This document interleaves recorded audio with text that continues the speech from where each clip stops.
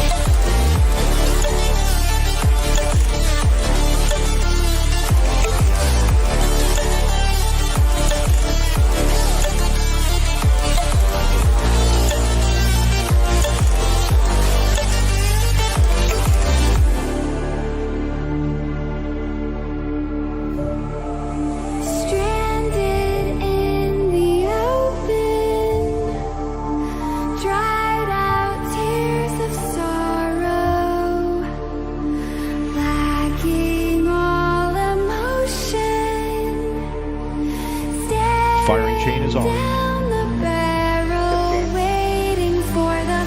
for main engine start. T-minus 10, 9, 8, 7, 6, 2, 1.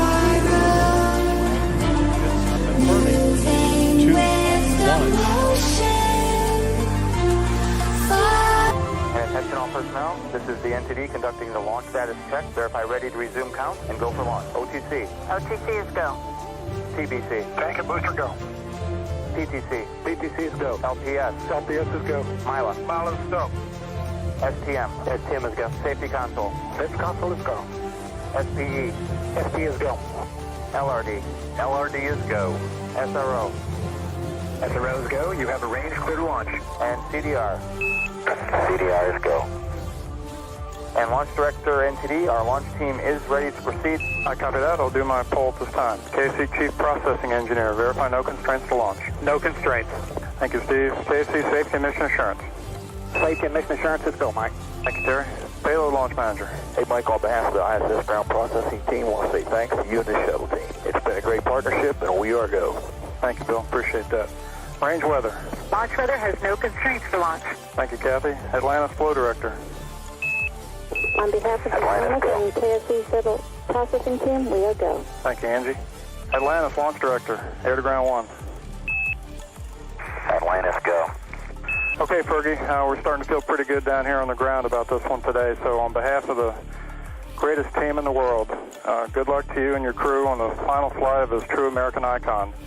And so for the final time, Fergie, Doug, Sandy, and Rex, good luck, Godspeed, and have a little fun up there. Hey, thanks to you and your team, Mike. Until the very end, you all made it look easy. The shuttle's always going to be a reflection of what a great nation can do when it dares to be bold and commits to follow through. We're not ending the journey today, Mike. We're completing a chapter of a journey that will never end. You and the thousands of men and women who gave their hearts, souls, and their lives for the cause of exploration in every written history. Let's light this fire one more time, Mike, and witness this great nation at its best. The crew of Atlantis is ready for launch. 0 and liftoff, the final liftoff of Atlantis on the shoulders of the space shuttle. America will continue the dream. Roger roll, Atlantis. Houston now controlling the flight of Atlantis. The space shuttle spreads its wings one final time for the start of a sentimental journey into history. 24 seconds into the flight.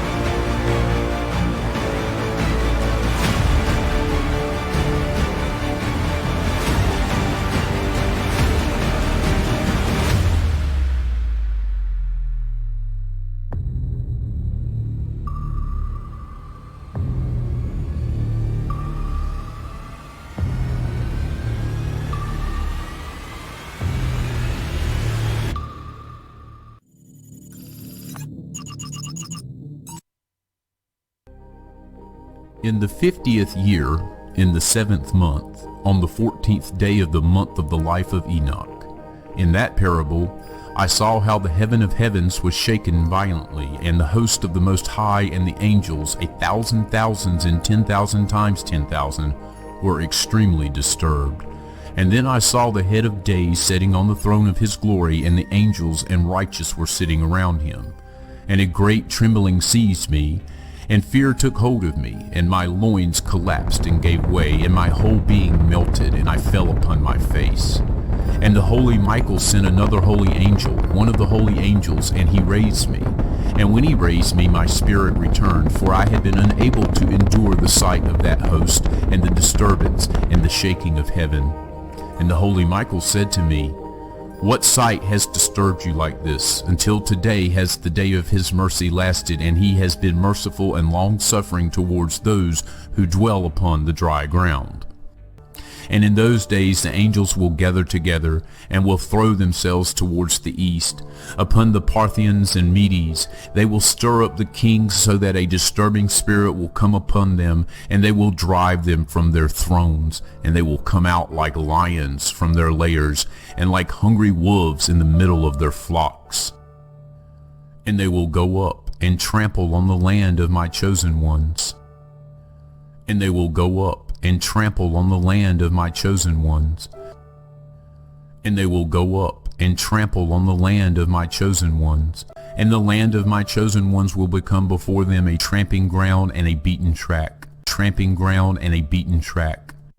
But the city of my righteous ones will be a hindrance to their horses, and they will stir up slaughter amongst themselves, and their own right hand will be strong against them. And a man will not admit to knowing his neighbor, or his brother, nor a son his father, or his mother, until, through their death, there are corpses enough, and their punishment it will not be in vain. And in those days Sheol will open its mouth, and they will sink into it, and their destruction. Sheol will swallow up the sinners in front of the faces of the chosen. And it came to pass after this, that I saw another host of chariots with men riding on them, and they came upon the wind from the east and from the west to the south. And the sound of the noise of their chariots was heard. And when this occurred, the holy ones observed it from heaven, and the pillars of the earth were shaken from their foundations, and the sound was heard from the ends of the earth to the ends of heaven throughout the day. And all will fall down and worship the Lord of spirits.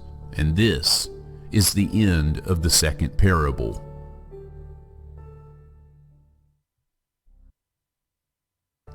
And in those days the angels will gather together, and will throw themselves towards the east. Upon the Parthians and Medes they will stir up the kings, so that a disturbing spirit will come upon them, and they will drive them from their thrones. And they will come out like lions from their lairs, and like hungry wolves in the middle of their flocks. And they will go up and trample on the land of my chosen ones. And the land of my chosen ones will become before them a tramping ground and a beaten track. And in those days Sheol will open its mouth, and they will sink into it, and their destruction. Sheol will swallow up the sinners in front of the faces of the chosen. And it came to pass after this, that I saw another host of chariots with men riding on them, and they came upon the wind from the east and from the west to the south. 12, 11, 10, 9,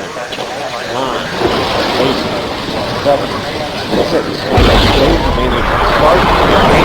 start, 2, 1, boost ignition, and liftoff of the Space Shuttle Discovery, returning to the space station, paving the way for future missions beyond.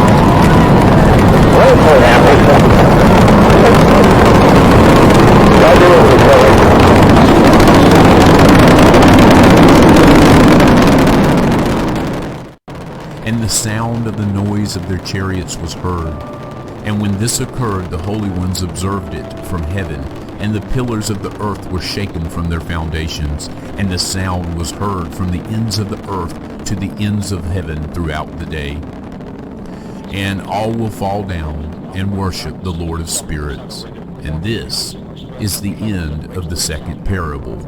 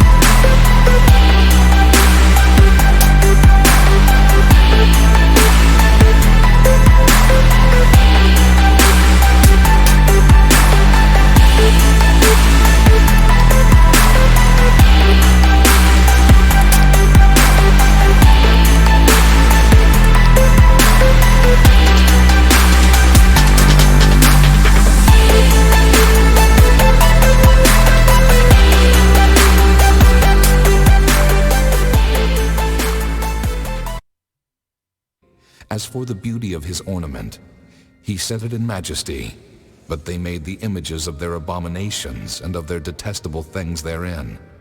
Therefore have I set it far from them, and I will give it into the hands of the strangers for a prey, and to the wicked of the earth for a spoil, and they shall pollute it, and they shall pollute it. My face will I turn also from them, and they shall pollute my secret place, for the robbers shall enter into it and defile it. Make a chain, for the land is full of bloody crimes, and the city is full of violence. Wherefore I will bring the worst of the heathen, and they shall possess their houses. I will also make the pomp of the strong to cease, and their holy places shall be defiled. Destruction cometh, and they shall seek peace, and there shall be none. He bowed the heavens also and came down, and darkness was under his feet. And he rode upon a cherub, and did fly. Yea, he did fly upon the wings of the wind. He made darkness his secret place. He made darkness his secret place. His pavilion, round about him were dark waters, and thick clouds of the skies. My face will I turn also from them, and they shall pollute my secret place, for the robbers shall enter into it. Verily, verily, I say unto you, he that entereth not by the door into the sheepfold, but climbeth up some other way, the same is a thief and a robber. And they shall pollute my secret place, for the robbers shall enter into it and defile it. But he that entereth in by the door is the shepherd of the sheep. To him the porter openeth, and the sheep hear his voice, and he calleth his own sheep by name, and leadeth them out. And when he putteth forth his own sheep, he goeth before them, and the sheep follow him, for they know his voice. And a stranger will they not follow, but will flee from him, for they know not the voice of strangers. This parable spake Jesus unto them, but they understood not what things they were which he spake unto them. Then said Jesus unto them again, Verily, verily, I say unto you, I am the door of the sheep. All that ever came before me are thieves and robbers, but the sheep did not hear them. I am the door. By me, if any man enter in, he shall be saved, and shall go in and out and find pasture.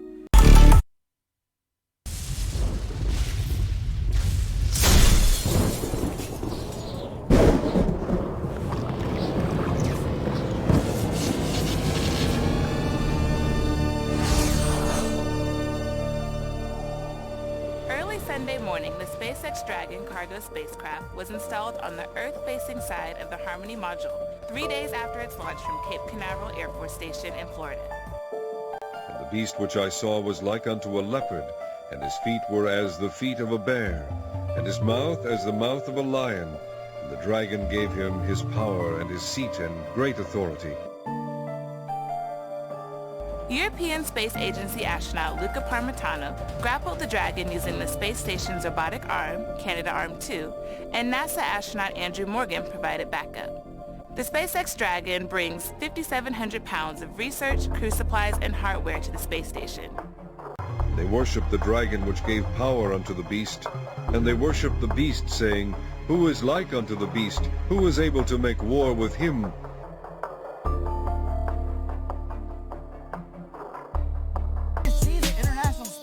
With your naked eye.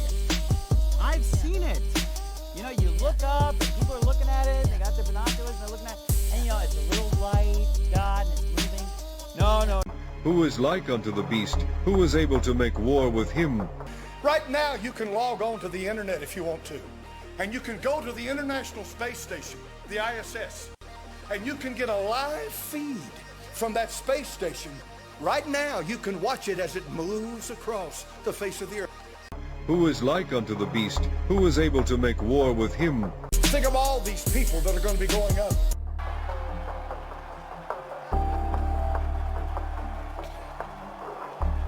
The Dragon will spend about 1 month at the station and then return to Earth with cargo and research results. And the 10 horns which thou sawest are 10 kings, which have received no kingdom as yet, but receive power as kings 1 hour with the beast. These have one mind, and shall give their power and strength unto the beast.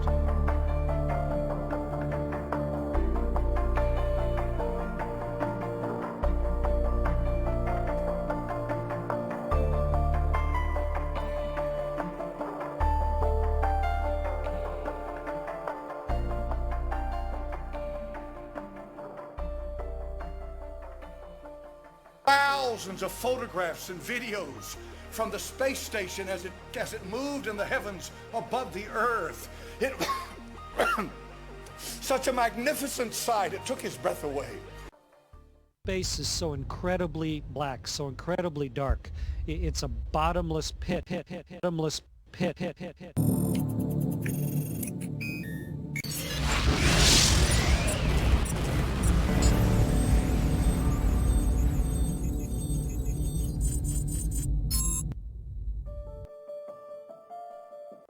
The world isn't getting it.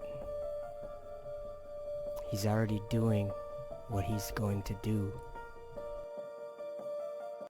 And they're looking for a cartoon.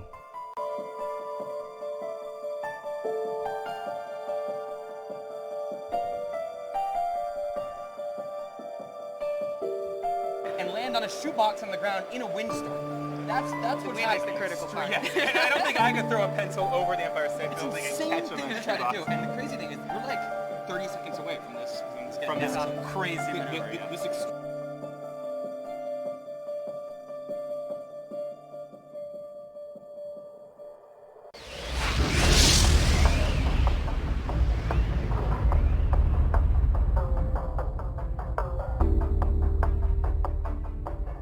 Energetic room is you're going to do this in a hush.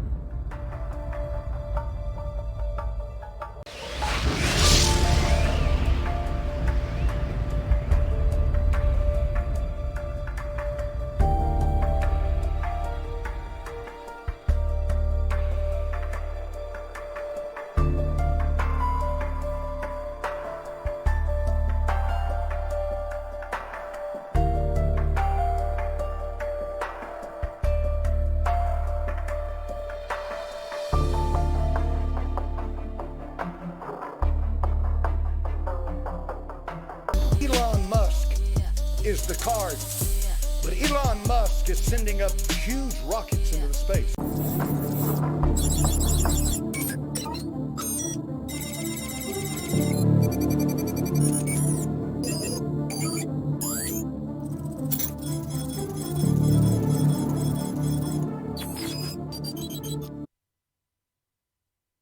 Hear them speak in our tongues the wonderful works of God. And they were all amazed, and were in doubt, saying one to another, What meaneth this? Others, mocking, said, These men are full of new wine. But Peter, standing up with the 11, lifted up his voice and said unto them, Ye men of Judea, and all ye that dwell at Jerusalem, be this known unto you, and hearken to my words. For these are not drunken, as ye suppose, seeing it is but the 3rd hour of the day. But this is that which was spoken by the prophet Joel.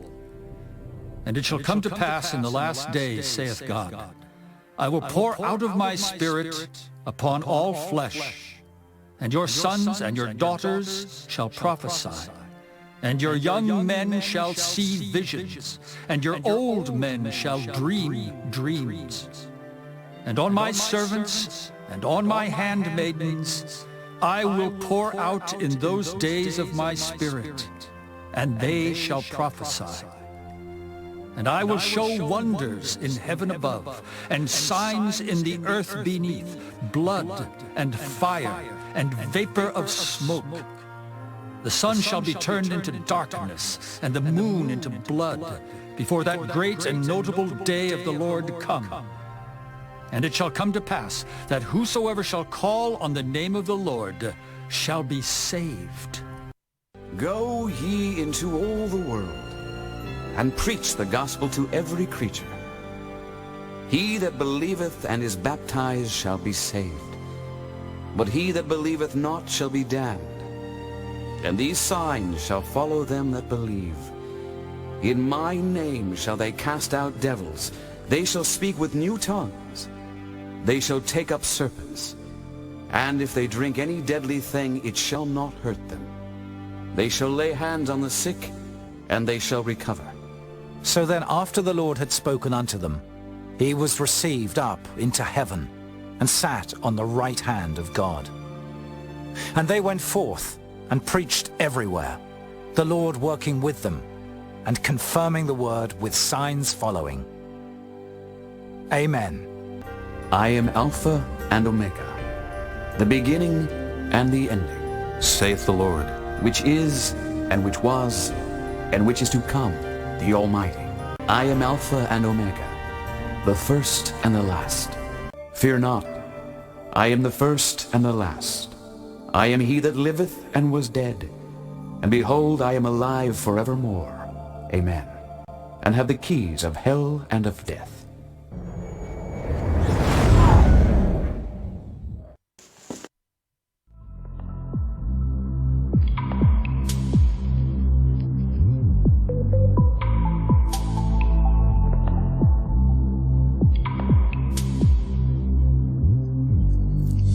Ephesians chapter 6 verses 10 through 24.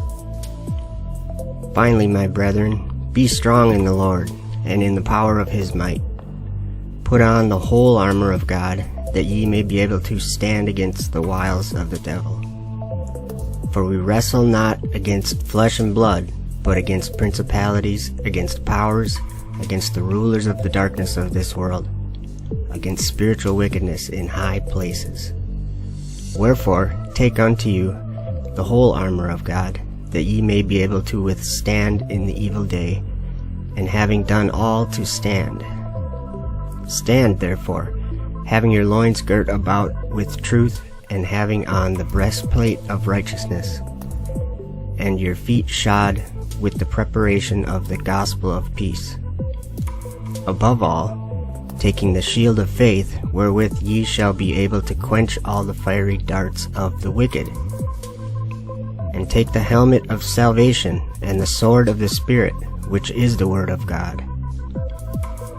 Praying always, with all prayer and supplication in the Spirit, and watching thereunto with all perseverance and supplication for all saints. And for me, that utterance may be given unto me, that I may open my mouth boldly to make known the mystery of the gospel, for which I am an ambassador in bonds, that therein I may speak boldly, as I ought to speak. But that ye also may know my affairs and how I do, Tychicus, a beloved brother and faithful minister in the Lord, shall make known to you all things, whom I have sent unto you for the same purpose, that ye might know our affairs, and that he might comfort your hearts. Peace be to the brethren, and love with faith, from God the Father and the Lord Jesus Christ. Grace be with all them that love our Lord Jesus Christ in sincerity. Amen.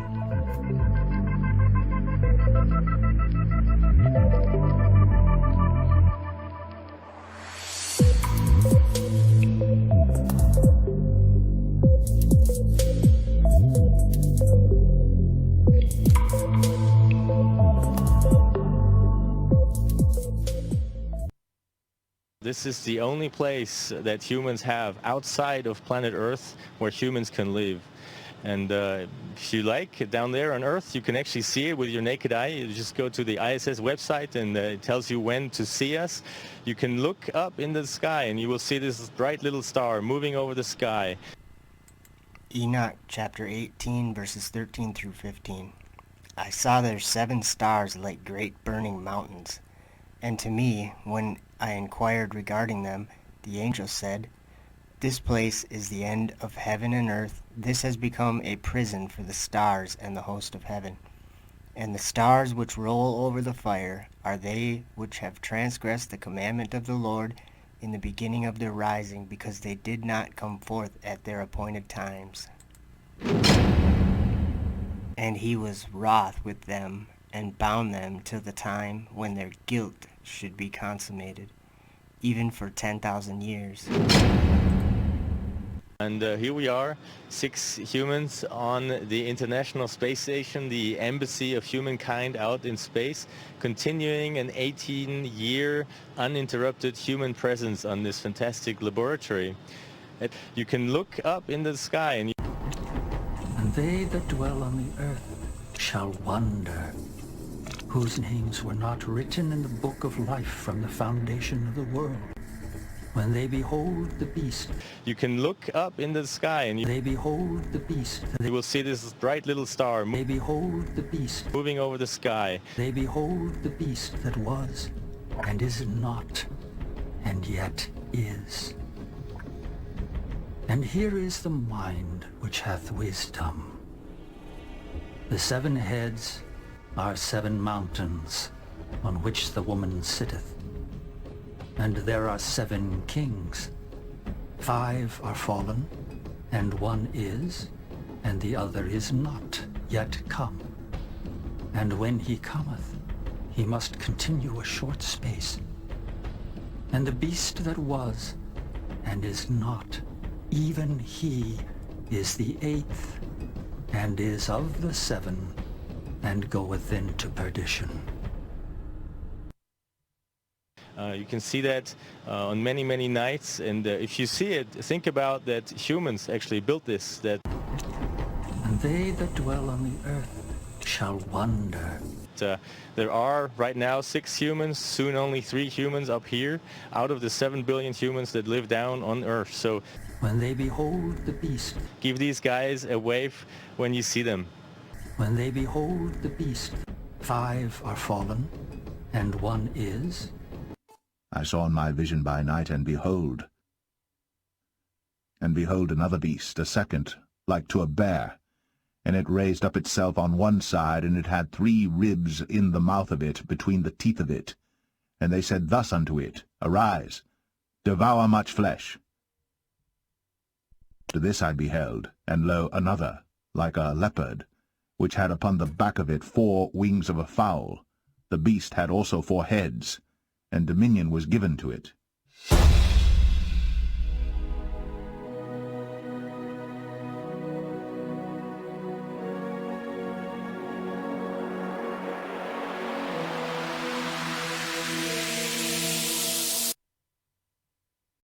Psalm 18 verse 9.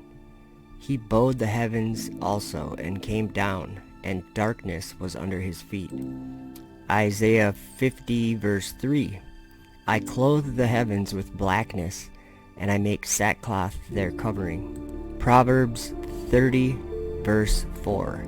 Who hath ascended up into heaven, or descended? Who hath gathered the wind in his fists? Who hath bound the waters in a garment? Who hath established all the ends of the earth?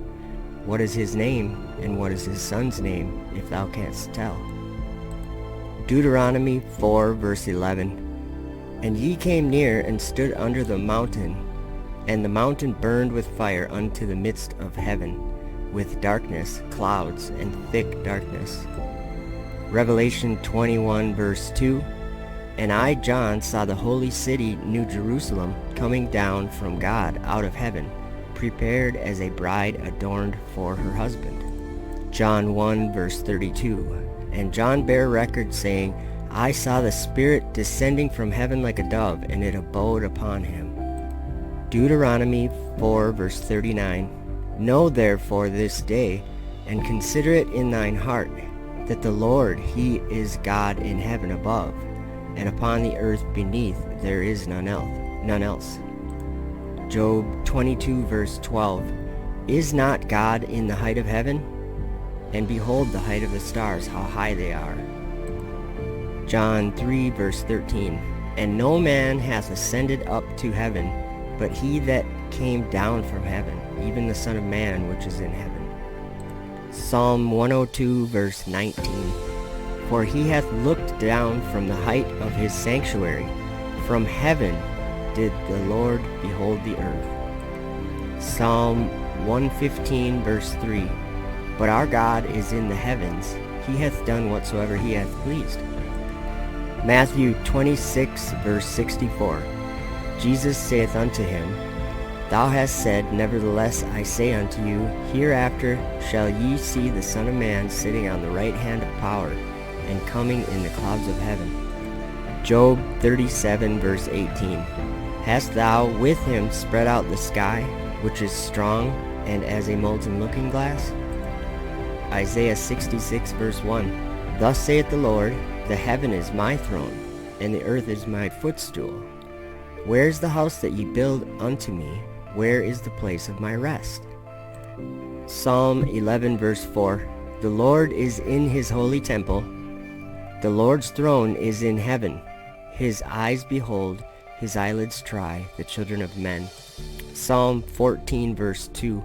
The Lord looked down from heaven upon the children of men to see if there were any that did understand and seek God. Psalm 33, verse 13. The Lord looketh from heaven, he beholdeth all the sons of men.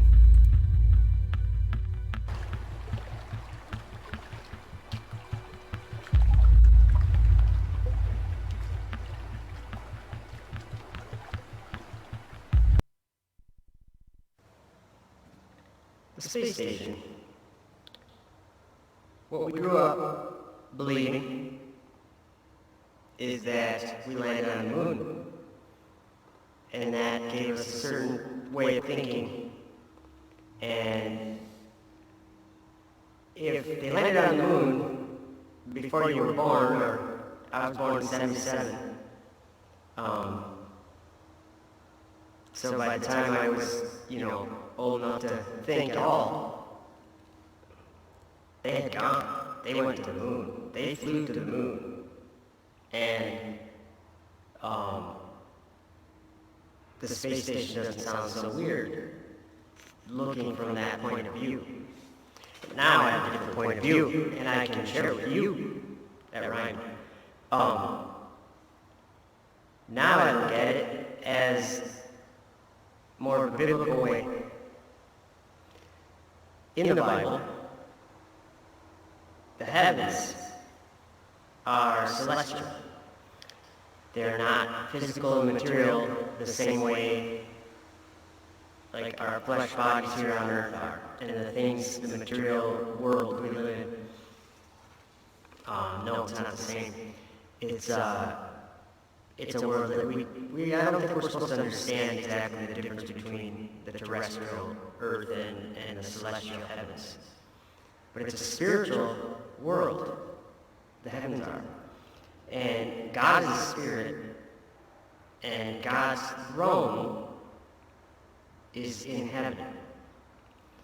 And beneath his throne, there is darkness that was covering the face of the deep. And he said, let there be light, and there was light. And then 3 days later, he created the sun, moon, and stars to divide the light and the darkness. And or the night from the day. And basically that's the world we live in, right? Well, in this Bible story, there is 7 stars that did not obey God right at the beginning. And they have appointed times that they're supposed to come out. And these 7 didn't obey that ordinance that the Lord had laid down for them. And so he was angry with them, and he imprisoned them right there.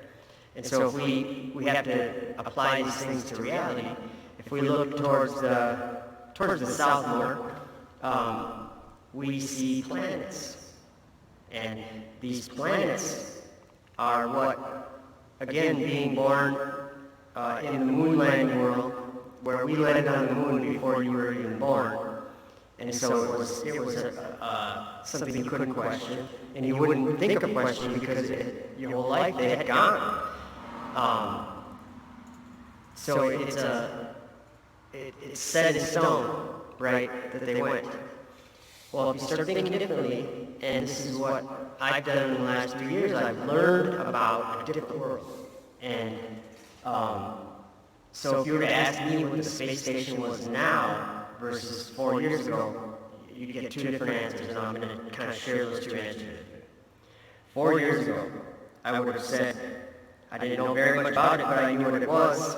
I would have said, and I had seen it, I would have said, oh, I've seen it fly over before.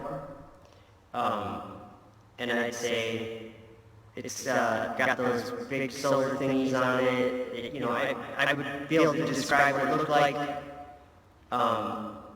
And as far as what I thought it was, what I believed it was, again, this is faith. I had faith in, I wasn't thinking about it, but I had faith that man had built something up there. And that it was orbiting around the globe. And then flat Earth came around.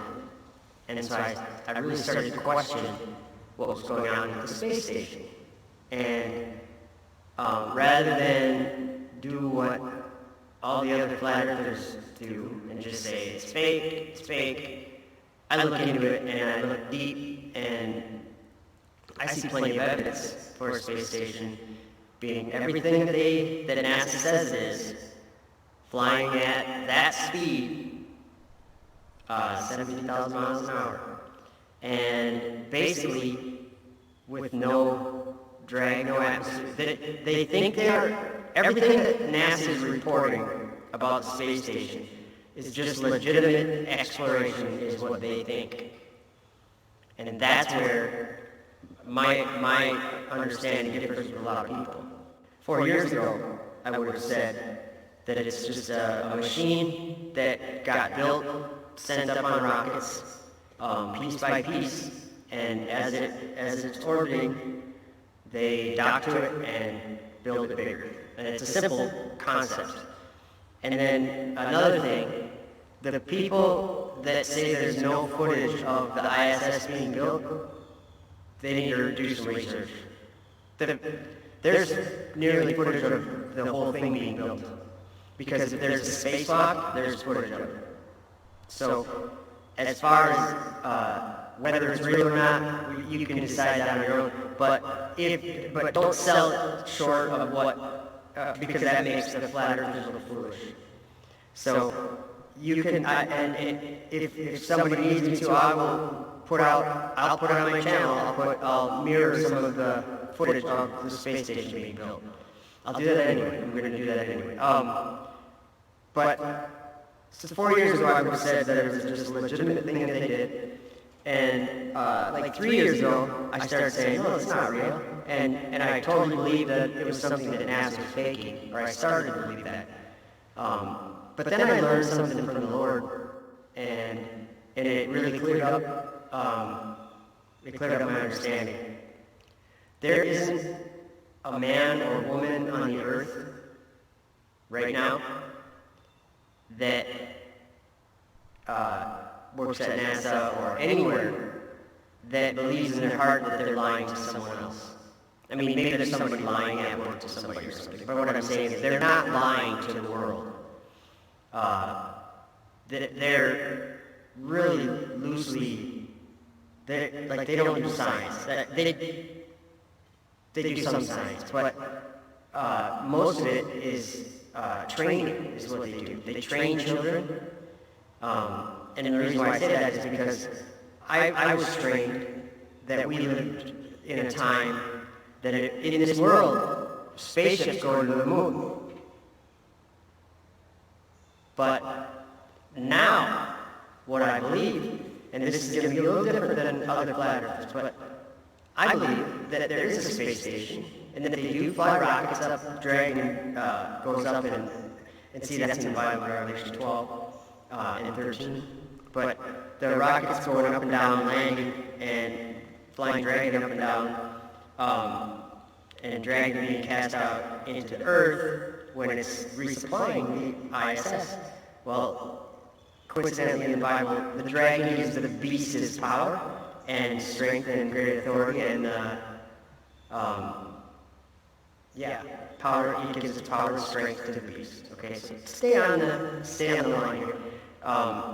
So, because there's a good point that I'm making about the space station and the difference between what someone believes if they believe they live on a globe and what they believe if they believe that they don't live on a globe.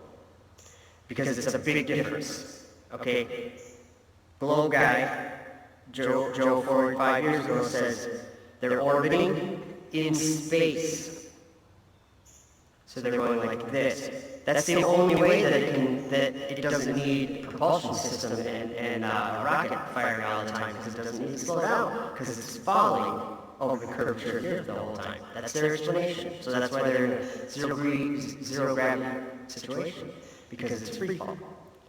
But that's, first of all, if that was the case,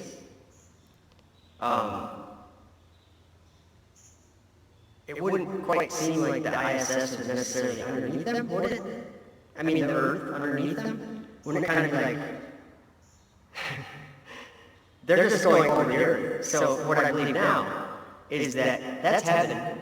There's a firmament, and I don't know, that's a mystery to me yet, what that is or how that's made or whatever, but basically, the firmament is also probably different than a lot of the flat earthers are thinking. I don't know if it's solid. Like, it may be solid, but I don't know. When they get going horizontally to a certain velocity, they can, like, break through a wall. Just like going from 760 miles an hour to 770 miles an hour. There's a wall that you break through, and leading up to that speed, it's like a more difficult, and then once you get past the sound barrier, it's like a different realm. You're not in the same time and space anymore. And I'm not saying I understand that, but that's why there's a sonic boom. You're going faster than the sound you're making, if that doesn't make any sense, but that's what happens. So I think this could come into a strong illusion too, but I believe that they send rockets up there and back. Now the people that go up to space, I don't know, they could be fallen angels. They could be evil spirits that take on the form of men when they please. Because Enoch saw some, some, I can't remember what he called them, but they could make themselves appear as men. So, I don't know. They could be really strongly deceiving us, but I think it's more likely there's a person, a man or a woman on the earth that's trying to deceive someone about the shape of the earth. That's a statement to make there. Because Freemasons and Jesuits, they hide in Rome. There's definitely people involved in the world believing that we live on a globe. But not one of those people is aware that we live on a flat earth. If they were aware that we were on a flat earth, that means that they were filled with God's Spirit and they would not be able to zip their lip about it. That's why flat earthers are so outspoken. So that's that. But I think that the celestial realm, above, in the firmament, above the firmament, the firmament spins. This is why it's such a controversial thing that people believe that the earth rotates, because the Bible says it doesn't. And all the evidence in the background here, the chair I'm sitting on, the ground that I'm on, the ground that I live on, that evidence says that the ground never moves. So the rotating earth people, you guys are wacky. And you know, people just believe that because they've always believed it. But if you think about it, it's not right. The earth never moves. It doesn't spin. The sky turns. The sky goes and the stars go over us. And what they're doing is they're circling around the North Star Polaris. They're all circling that star, no matter where they are. And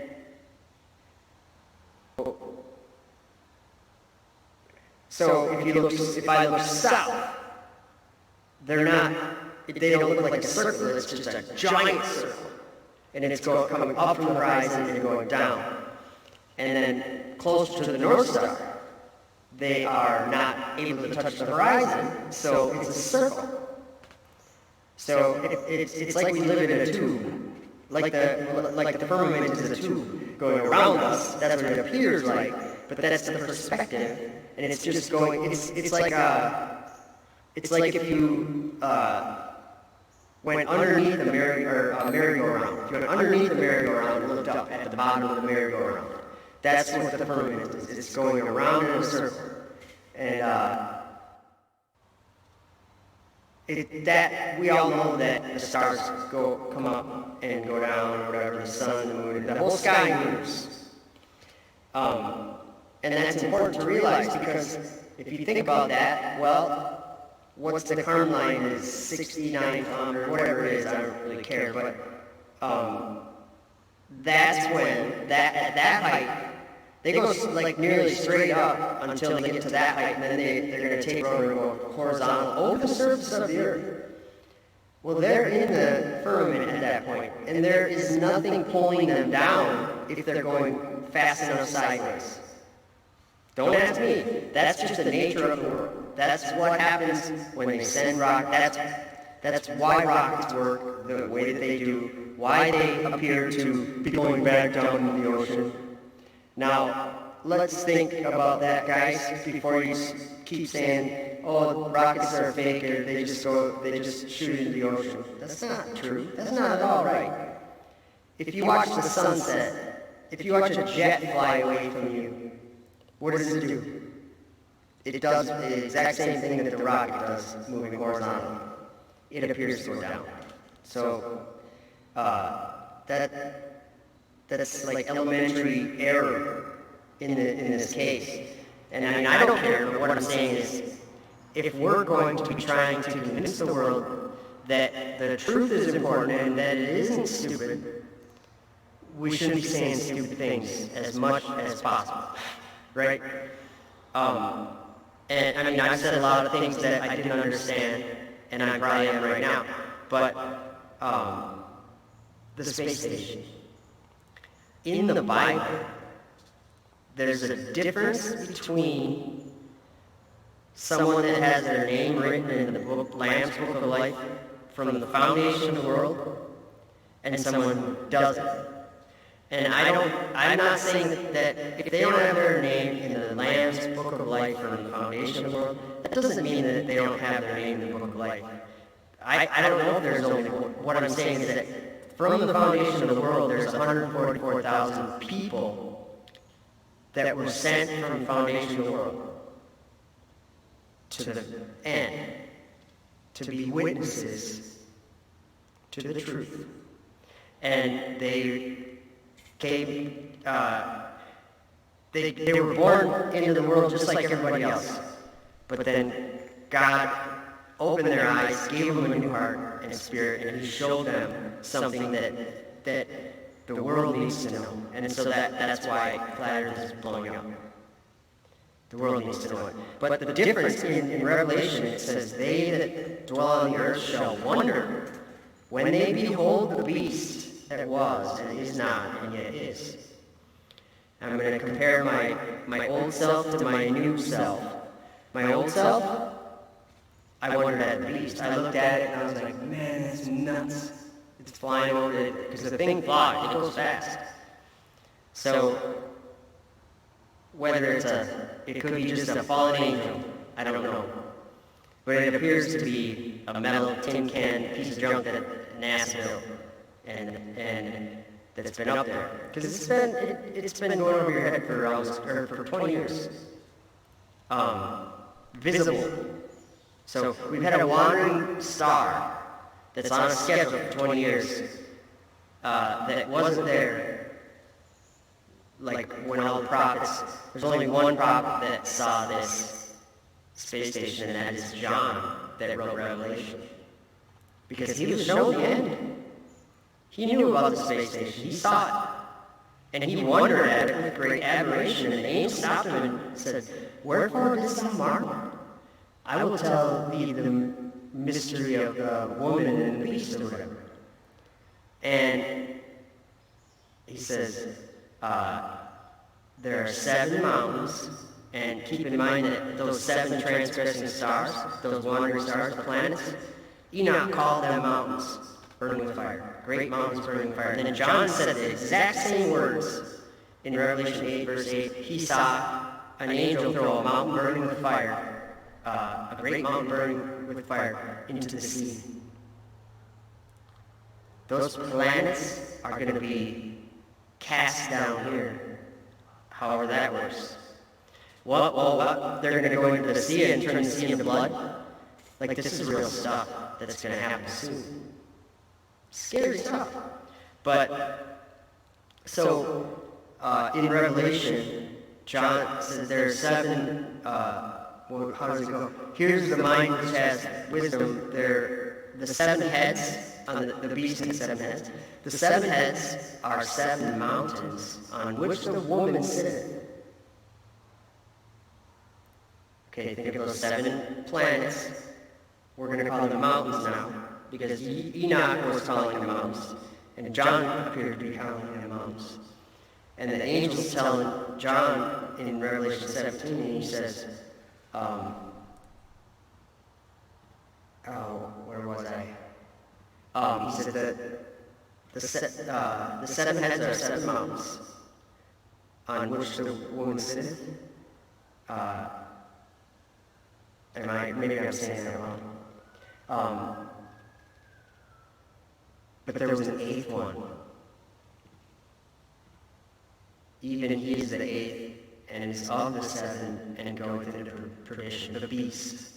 He came up out of the bottomless pit. That is the bottomless pit, the abyss, the blackness of darkness. Sheol. So, it's the firmament. It's the first heaven is above where the sun and the moon are, and the stars. Sun and moon and stars. That's a prison. But the sun and the moon are like in the third or fourth heaven. They're not prisons. The very bottom is the prison. Babylon the Great, guys. And the ISS is the beast. It's defiling God's tabernacle. It's an abomination to the earth. And that is the great city that reigns over the kings of the earth. And the kings of the earth, they commit fornication with Babylon. They go into Babylon. Not trying to be graphic, but they do. And they burn her with fire. When they come in re-entry, it's 4 minutes or 3 minutes of slowing down into the atmosphere 10 times the speed of sound. I mean, they're flying, I don't know if it's that. Yeah, wait, it's triple that. Triple that. So it's 30 times the speed of sound. They're coming in, I'm rough. They're coming into the atmosphere, and they're starting to hit air particles and whatever. So this world above us is the firmament of heaven. It's where the stars are, and they're moving. And they don't have gravity, they don't have inertia, they don't have any of these things in there. So that's why the astronauts are floating. And they think they're experiencing some magical place. And they climbed into Sheol. Satan has turned the firmament of heaven into a prison. Well, Satan didn't turn it, God did. But it's a prison full of evil spirits. It's Sheol, the abode of the damned. So NASA thinks they're exploring. They're not. They think they have an ISS in space. They don't. They have an ISS in hell. Way to go. You guys are awesome. Now, here's the thing. I can't get mad at the NASA people. They're being deceived. And people say this way too often. It just came to mind, so I have to bring it up. Nobody can break through God's firmament. Man will never break through the firmament. No rocket ever made it through the firmament. Let me remind you something. When was the last time that men tried to get into heaven? Would it have been in the Tower of Babel? And God came down and he said, oh, the people is one. They're all one language and one tongue. And this is what they do? Because the people at the Tower of Babel had wickedness in their hearts, evil in their hearts, and they wanted to put their idols up in heaven and take God out. They wanted to kill God. And so that's why God came down. That's why the angels, they went up and talked to God, said, you got to come look at this. And so he went down there and he said, here's what he said. He said, now nothing will be restrained from them which they decide to do. So I'm pretty sure it'd be against what God just said there to say they can't get through the firmament. Because there's a technology and a whole industry called rocket engines and rockets, and it's a $350 billion a year industry. And to create enough thrust to escape the Earth takes the exact fuels and the exact weights of fuel, and it is. That's why they say the rocket equation is like it's like working magic a little bit, because in order to physically get going that fast without crushing a vehicle and all the things that have to work perfectly to do it, it's a ridiculous task. It's a crazy task. And so we do all that to go to the moon and to put satellites up there. These are all abominations. They're all idols that you're putting up in God's tabernacle. And I'm not saying that we're all doing this like right now. I'm saying we're realizing this right. He's reproving this world right now. I never would have thought any of these things until the last few years. We've been being trained about them, told and shown and repenting, turning, get out of there, you know? Turn the other way and follow Jesus, because he's doing something in the world right now. And I didn't think this video was going to be this long, but the space station, don't wonder at it. It's of the fallen angels. I don't care if NASA put oxygen and they drink their own pee up there. I don't care. It's the fallen angels that made it possible. The kings of the earth, the kings of Media, Persia, and Greece, the same ones from back, they're fallen angels, evil demons or devils. And the same ones that taught mankind all the bad things that mankind knows how to do. And the wizardry that is rocketry is the last part. It's going to take the sky down, the firmament down. We're not going to do that. The heavens declare the glory of God, and the firmament shows his handiwork. On his gravestone. It said that verse on his gravestone. And didn't he say something about that to somebody? It's the last part, or it's the last something. The aliens. Well, it's not the aliens. That's all the locusts coming down. See, if people think it's going to be a deception when aliens come down, or get thrown down, really. It's not going to be deception. They're going to be real. That's the scary part. They're not going to be aliens. They're the fallen angels that are imprisoned up in that firmament in Babylon. And everybody's talking about the Roman Catholic Church, and no one is ready on that. Lost. United Nations. Nope. Roman Catholic Church. Nope. It's terrible that people believe that garbage. The Vatican. Nope. The Illuminati. Nope. The Freemasons. Nope. The Jesuits. Nope. I'm not saying these are all good things to be involved in, but they aren't hiding anything. I mean, they might be hiding little things to benefit them in this earth during their lifetime, but they're not hiding the shape of the earth since the foundation of the world. And where all the way back, what were people doing? They were worshiping the sun and moon and stars and the host of heaven. Baal, Jezebel, seducing the children of Israel to sacrifice to them, gods up in the sky, Jupiter, Saturn, they all have those kind of names.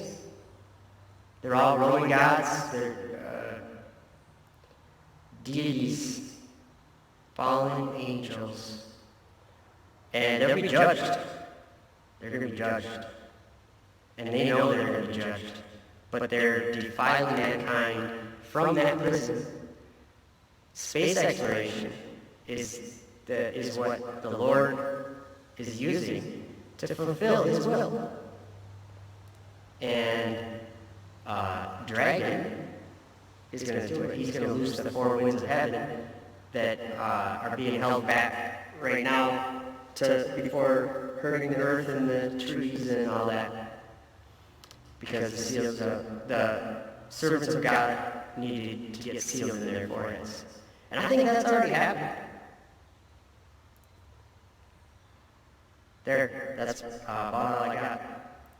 The space station is the beast that was and is not and yet is.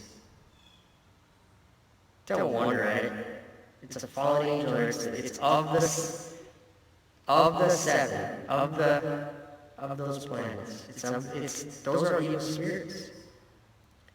So, whether it's a tin can in space or not, it's the thing that is deceiving people from believing the Word of God, believing in Jesus.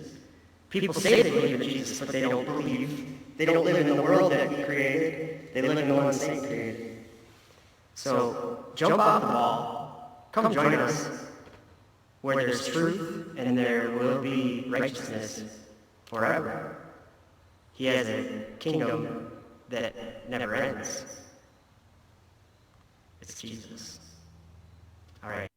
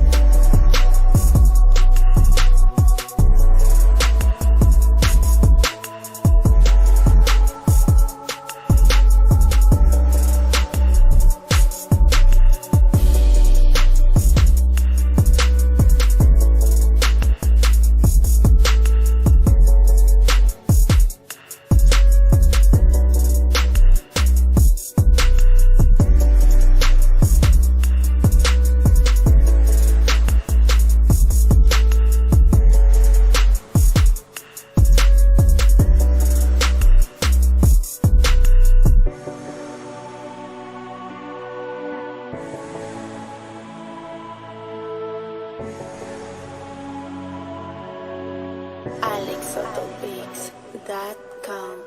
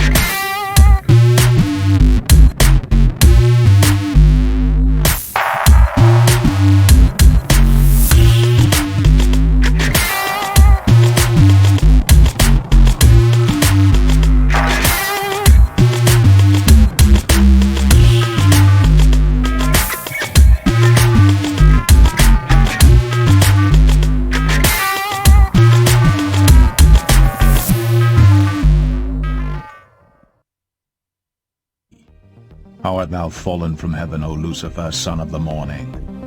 How art thou cut down to the ground, which didst weaken the nations?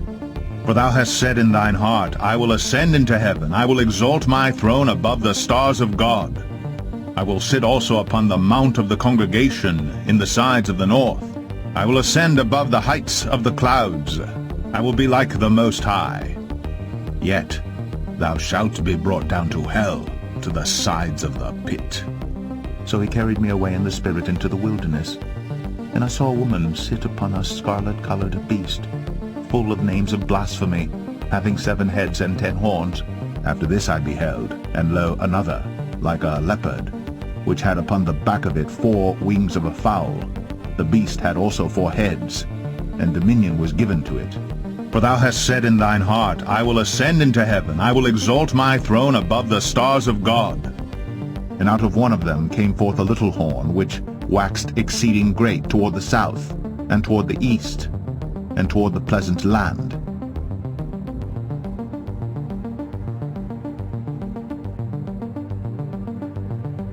And it waxed great, even to the host of heaven.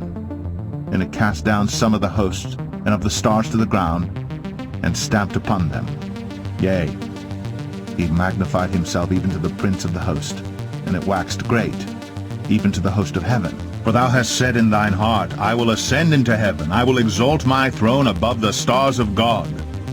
Who opposeth and exalteth himself above all that is called God, or that is worshipped, so that he as God sitteth in the temple of God, showing himself that he is God.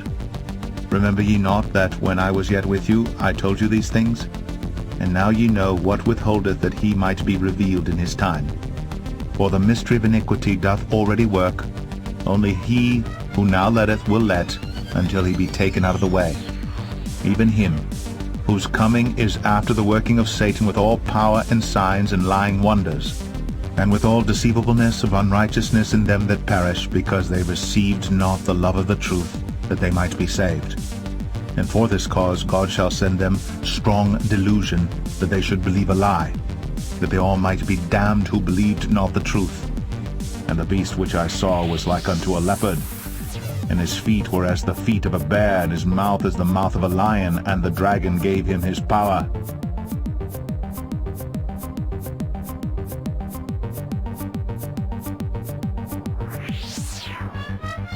And his seat and great authority, and he doeth great wonders, so that he maketh fire come down from heaven on the earth in the sight of men. Boosters. They're heading towards Earth. They're about to begin their landing burns. We'll hopefully be able to bring you nice footage of that. Both side boosters transonic. And watch for the landing lights deploy at the tail end of that landing burn.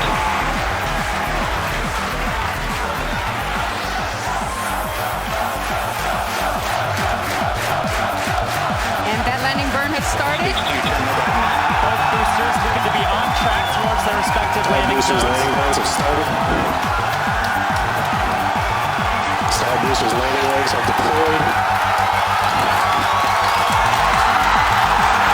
And deceived them that dwell on the earth by the means of those miracles which he had power to do in the sight of the beast. And after these things I saw another angel come down from heaven, having great power, and the earth was lightened with his glory.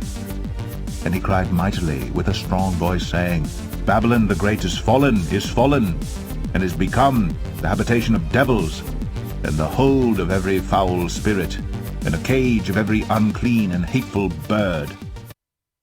The weird part about it is space is so incredibly black, so incredibly dark. It's a bottomless pit of deep black, almost so deep it almost has a texture when you look at it. Wandering stars, to whom is reserved the blackness of darkness forever.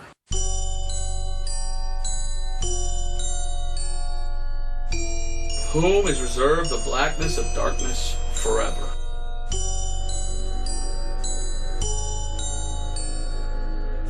The blackness of darkness forever. Well, I believe he's clearly talking about hell. Because in the Bible, there's a place where there's darkness forever.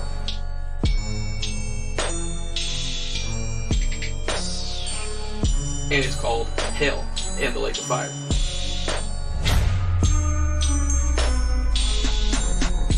When you come in from a spacewalk, you're surrounded by the emptiness of space. It's sort of like the opposite of air. There's nothing there at all. When you quickly repressurize the hatch and you open up the hatch and you smell, what is that lingering smell from a place that used to be exposed to space? The smell in there is a little bit like that trace of a smell of gunpowder or burnt steak, or sort of like brimstone, like a witch has just been there. Brimstone, sort of that metallic gunpowder fired smell.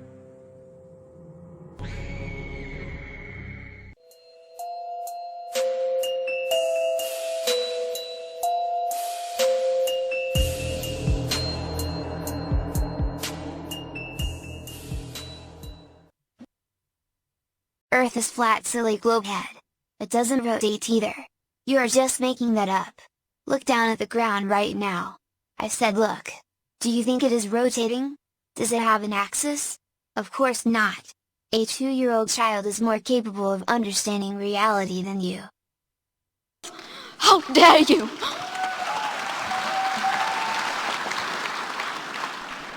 Learn about Flat Earth by subscribing to Effed Up World on YouTube. This message will self-destruct in 10, 9, 8, 7, 6, 5, 4, 3, 2, 1.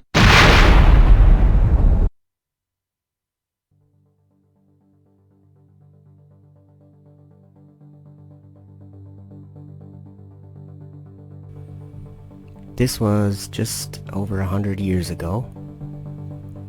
And before that, humans flying was only a fairy tale, only an idea, only something that people dreamed of or thought of, but were not able to do. And this is kind of the time that it began to be possible.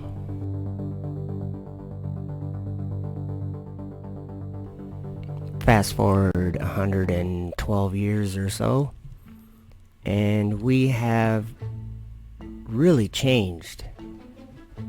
I mean, our world entirely has changed, and a big part of that is because of what these Wright brothers started, and that developed into everything we have today and everything we do and accomplish in this world.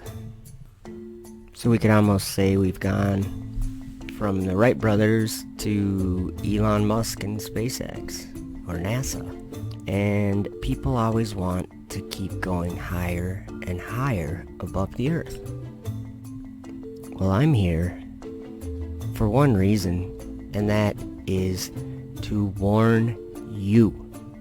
Yes, you, the person who is listening to this right now. I want to warn you because the prophets warned us. And I've been able to understand what they were warning about. And I want you to understand it as well. And I want you to understand that it is not anything that I'm putting forth. This is something that the prophets wrote about. And they were very clear about what they wrote. And it's just in a language where, like, the idea of a propeller didn't exist. The idea of a rocket engine didn't exist. So these prophets were left to describe these things with the language that they had in the time that they lived, which was a long time ago. But let's listen to some of these prophets talking about some of the things that would be coming on this earth at the end and giving us warning about. Why would the prophets warn us about rockets or airplanes or flying? Because look at what it's done for our world. It's totally changed our world. Just in 100 years. So why would the prophets be warning us about these things? Well, here's the basic reason why. Because the prophets knew something that we didn't know, and we are just learning now. And that was that the place that they want to go is heaven. And they're trying to climb up their own way, and there's really only one way, and that is the Son of God. Enoch saw these rockets, and maybe the space shuttle. But let's listen to what he says. And in those days the angels will gather together, and will throw themselves towards the east. Upon the Parthians and Medes they will stir up the kings, so that a disturbing spirit will come upon them, and they will drive them from their thrones. And they will come out like lions from their lairs, and like hungry wolves in the middle of their flocks. And they will go up and trample on the land of my chosen ones. And the land of my chosen ones will become before them a tramping ground and a beaten track. And in those days Sheol will open its mouth, and they will sink into it and their destruction. Sheol will swallow up the sinners in front of the faces of the chosen. And it came to pass after this, that I saw another host of chariots with men riding on them. And they came upon the wind from the east and from the west. And it came to pass after this, that I saw another host of chariots with men riding on them. And they came upon the wind from the east and from the west to the south. 12, 11, 10, 9, 8, 7, 6, 8, start, 2, 1, booster ignition, and liftoff of the Space Shuttle Discovery, returning to the space station, paving the way for future missions beyond.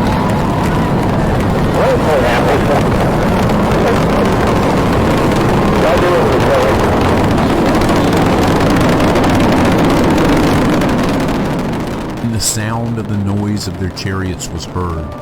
And when this occurred, the holy ones observed it from heaven, and the pillars of the earth were shaken from their foundations, and the sound was heard from the ends of the earth to the ends of heaven throughout the day. And all will fall down and worship the Lord of spirits. And this is the end of the second parable.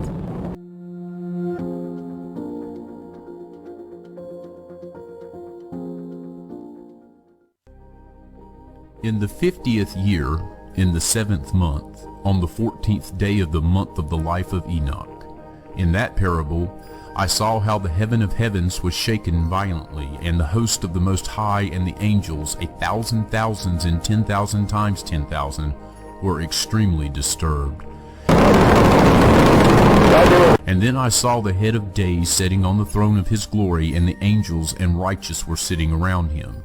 And a great trembling seized me, and fear took hold of me, and my loins collapsed and gave way, and my whole being melted, and I fell upon my face. And the holy Michael sent another holy angel, one of the holy angels, and he raised me.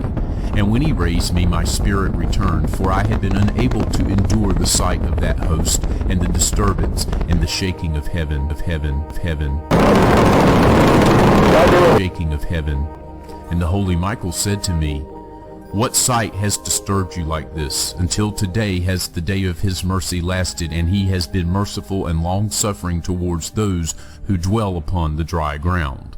And they will go up and trample on the land of my chosen ones, and the land of my chosen ones will become before them a tramping ground and a beaten track, tramping ground and a beaten track. But the city of my righteous ones will be a hindrance to their horses. Now I want you to be careful how you hear, because he's talking about the land of God's elect ones. And here he says the city of his righteous ones. And in my understanding, that city is up in the sky. But the city of my righteous ones will be a hindrance to their horses, and they will stir up slaughter amongst themselves, and their own right hand will be strong against them. And a man will not admit to knowing his neighbor, or his brother, nor a son his father, or his mother, until, through their death, there are corpses enough, and their punishment it will not be in vain. And in those days Sheol will open its mouth, and they will sink into it. The weird part about it is space is so incredibly black, so incredibly dark. It's a bottomless pit. And their destruction. Sheol will swallow up the sinners in front of the faces of the chosen. Because apparently this is something that we're debating. I have no idea why. And it's not okay to think that the earth is flat. And I began to speak the third parable, about the righteous and about the chosen. Blessed are you, the righteous and the chosen, for your lot will be glorious, and the righteous will be in the light of the sun, and the chosen in the light of eternal life. And there will be no end to the days of their life, and the days of the holy will be without number. And they will seek the light and will find righteousness with the Lord of spirits. Peace be to the righteous with the Lord of the world. And after this it will be said to the holy, that they should seek in the heaven the secrets of righteousness, the lot of faith. For it has become bright as the sun upon the dry ground, and darkness has passed away. And there will be ceaseless light, and to a limit of days they will not come, for darkness will have been destroyed previously. I saw how the heaven of heavens was shaken violently, and the host of the Most High and the angels, 1,000 thousands and 10,000 times 10,000, were extremely disturbed.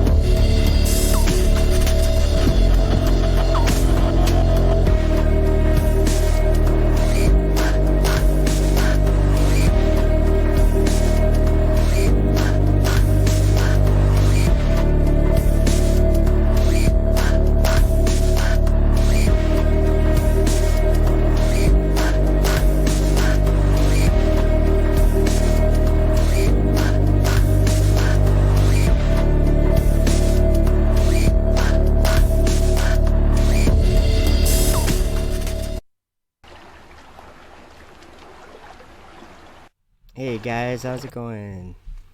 So Timothy in the chat had a great question, and I'm gonna scroll up and try to find it, just so I don't get it wrong.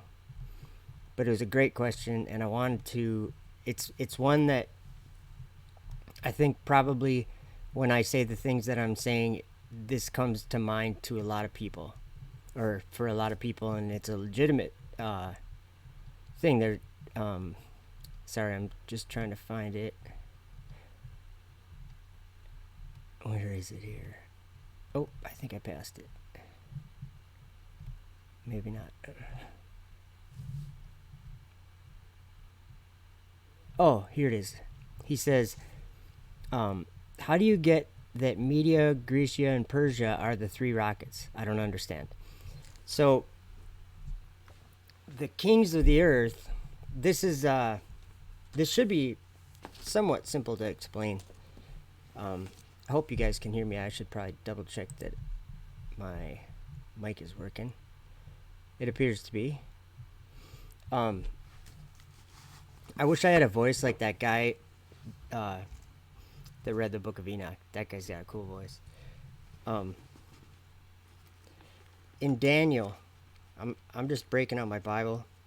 I'd do a screen share, but I think that I'm not very good at multitasking, so I will end up not getting the point across as well, maybe, than if I just have my Bible right here. So let's see here. Mostly I'm going to try to explain it mostly with Daniel, but then I want to show you that John said the same, or was showing the same thing. So, I already forgot how you worded the question again. There's no way I'm going to get back up there.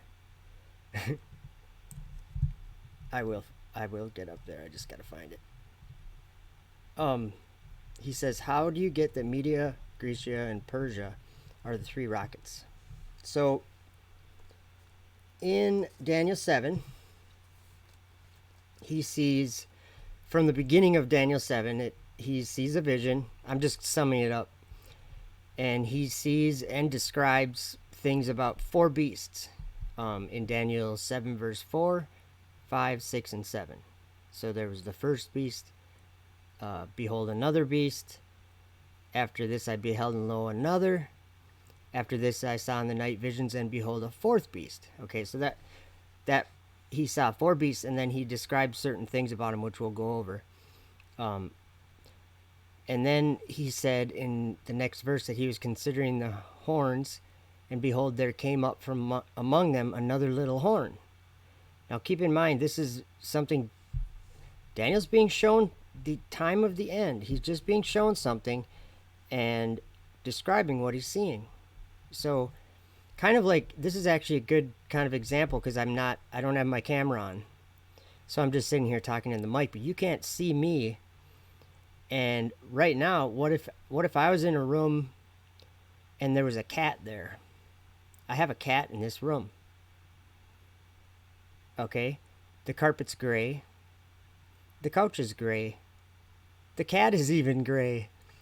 I have a wood ceiling and wood for part of the walls. Do you see how you guys can get a mental picture of where I am by what I'm saying? Even though you have no picture to look at, or you know what I'm saying? It's a pretty simple concept, and I'm not trying to be like, I'm just trying to be very clear is all. So he sees these things, right? And then there was some more things that he saw, but then he was told something. I'm going to start reading in verse 15. I, Daniel, was grieved in my spirit. This is right after he sees those beasts, and then he actually saw Jesus come, and so there was a lot that he saw. But concerning the beasts, he was grieved in his spirit in the midst of my body, and the visions of my head troubled me. I came near unto one of them that stood by, and asked him the truth of all this. So he told me and made me know the interpretation of the things. So, whoops, I gotta go. I'm just trying to keep up my thing on the chat, because it always goes goofy. Like, especially when I'm live streaming, it's like hard to even scroll in the chat, and I don't know why. Okay. So he told me and made me know the interpretation of the things. These great beasts, which are 4 kings, which shall arise out of the earth. So it says that they're 4 kings. So, you know, most people, I'm going to call it error, because if you know what Daniel's told about, I mean, we have the book, so you can look it up for yourself, that both Daniel and John were told that the kings were horns. And they saw horns. They didn't see men. If they would have seen men, they would have said men or something. But no, they said, this is where I'm going to go over those beasts briefly. I'll just explain a couple things here. Daniel 7 verse 4, the first beast that he sees, okay? The first was like a lion and had eagle's wings. So it had wings, guys. Wings. Okay, that means it flies or something, right? It had wings? Okay.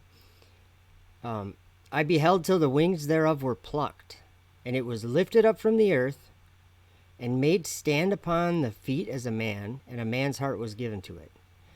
Okay, we don't need to know exactly what Daniel is looking at to get an idea. To get us thinking about what he's talking about. Just listen to what he says. So we know the first one had wings, and it was lifted up from the earth. Okay. So that's what I'm going to point out of the first beast. It had wings, they were plucked out, and it was also lifted up from the earth and made stand on feet like a man, and a man's heart was given to it. Okay. And then verse 5, he sees another one, a second, like to a bear, and it raised up itself on one side, and it had 3 ribs in the mouth of it between the teeth of it. And they said thus unto it, Arise, devour much flesh. How many, you know what, we should look up, I'm not going to do that right now. Maybe I'll do a study on that. I want to look up the Hebrew of that word, ribs, or right there. I don't think I've ever done that. But they said thus unto it, Arise, devour much flesh. Okay, arise, that means something. Then in Daniel 7 verse 6, this is the third beast that he sees. After this I beheld, and lo, another like a leopard, which had upon the back of it 4 wings of a fowl. The beast also had 4 heads, and dominion was given to it. Dominion was given to it. So that one also had wings. This is just Daniel's testimony that we're reading. He's just telling us, this is what I saw. He didn't know what it was, but it did grieve him in his spirit. So then the fourth one, this one is probably the most important one. After this is Daniel 7 verse 7.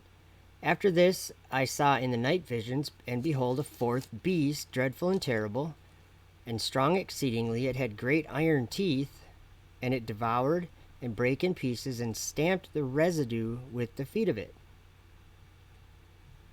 Stamped the residue with the feet of it, you guys. And it was diverse from all the beasts that were before it, and it had 10 horns. So this fourth beast, I'm just going to skip over to the same chapter. And I'm going to read this verse again. These great beasts, which are 4, that we just went over, these great beasts which are 4 kings, which shall arise out of the earth. So this is calling those, the beast that had wings, and then the wings were plucked and it was lifted up from the earth. That's a king. That's a king. It's not a man. It's not an army of men. It has nothing to do with any human being. It's a king. And a king doesn't mean a man. Okay, that's important. But, and then we can understand what kingdom it's talking about. And you know how the third beast that he saw was given dominion? Dominion of what? Well, this verse explains that. This is Daniel 7 verse 18. But the saints of the Most High shall take the kingdom and possess the kingdom forever, even forever and ever. What kingdom do the saints possess? New Jerusalem, right? So, it says, okay, then he's talking about the fourth beast and the 10 horns that were in his head. I'm just trying to find, it's Daniel 7 verse 23. Thus he said, the fourth beast shall be the fourth kingdom upon the earth, which shall be diverse from all the kingdoms, or all kingdoms, and shall devour the whole earth, and shall tread it down and break it in pieces. And remember that same fourth beast that this verse just said shall be the fourth kingdom upon earth. Remember it had 10 horns. Well, it says, and the 10 horns, this is verse 24, and the 10 horns out of this kingdom are 10 kings that shall arise. So Daniel's describing these kings that he's describing are horns that arise or are lifted up from the earth and made stand on the feet like a man, or raised up on one side and told to arise and devour much flesh. Like, it all has the theme of going up. And if you think about this, what kingdom are we talking about? We're talking about the kingdom of heaven. That's New Jerusalem right now. So this is one thing that does trouble me with a lot of people can't grasp this idea that space exploration is blasphemy of God's throne or God's tabernacle. It's exactly what Lucifer has in his heart to do. It is precisely that. In Isaiah 14, he says, I will ascend into heaven. I will exalt my throne above the stars of God. No, it's I'm looking at Timothy says, no, he was saying the kingdom is the beast. Yeah, and what did the beast look like? What did it do? Do you get what I'm saying?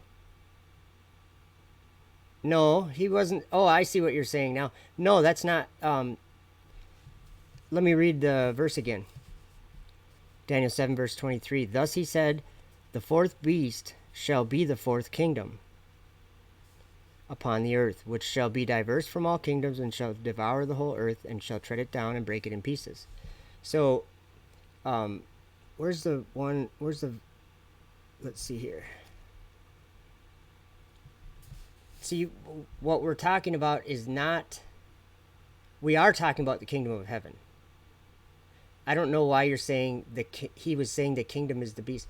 That kingdom, the fourth kingdom, is the beast. I see what you're saying. Not the beast, but it's the fourth beast is the fourth kingdom. But notice in, oh yeah, you're right, Timothy. On that part. But in the saints aren't going to be taking that kingdom. I guess they'll be fighting it or whatever, but they're taking New Jerusalem, or they're going to New Jerusalem. That's their kingdom. And I can show you in Daniel 8 that gets explained. And this is where we have to go into what I haven't even gotten to your question yet, Timothy, sorry.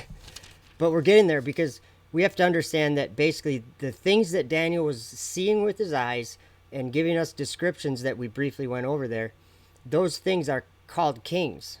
But that, what I'm saying is, forget about a kingdom anywhere. Those four things that he described visually, those were kings. He was told they were kings. That was the interpretation. So what did those kings do? They shall arise out of the earth. That's what it says in Daniel 7, verse 17. It says, these great beasts, which are four kings which shall arise out of the earth. So, arising out of the earth, and the next verse says, but the saints of the Most High shall take the kingdom and possess the kingdom forever and ever, even forever and ever. What kingdom do the saints possess forever? New Jerusalem. So keeping that in mind, we have to know the Greek, or I mean the Hebrew word. It's Strong's number 352. If you want to look it up, it is the word that Daniel uses. That in 8 verse 3, Daniel says, then I lifted up mine eyes. This is the second vision that he saw. He says, then I lifted up mine eyes and saw, and behold, there stood before the river a ram which had two horns, and the two horns were high, but one was higher than the other, and the higher came up last. Well, he's talking about horns again. And what were the horns? They were kings, right?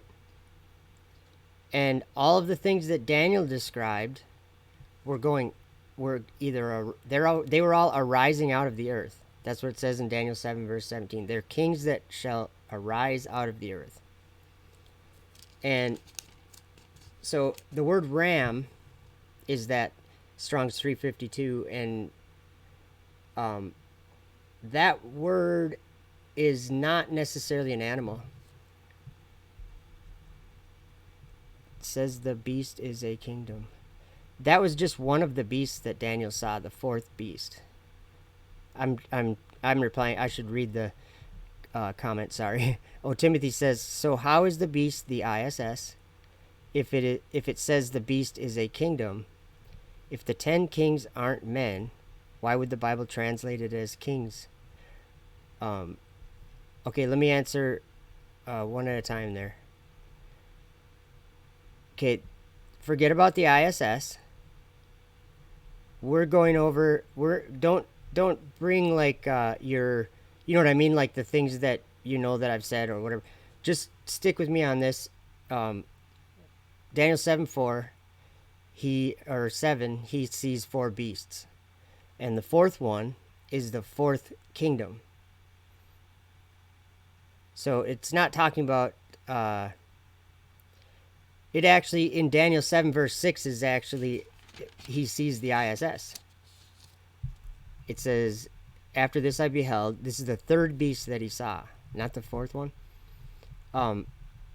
Behold, another like a leopard. And I can tell you how we know that because, well, I'm not going to go there. Which had upon the back of it 4 wings of a fowl. The beast also had 4 heads, and dominion was given to it. That's how we know that that's what it was. So the 4th beast isn't the 3rd beast, if that makes any sense. And then you said, why would the Bible translate it as kings? The Bible didn't translate it. It was actually like an angel in his vision gave him that the interpretation. It gave him, and he called it kings. But that's one thing that I'm going to do right now.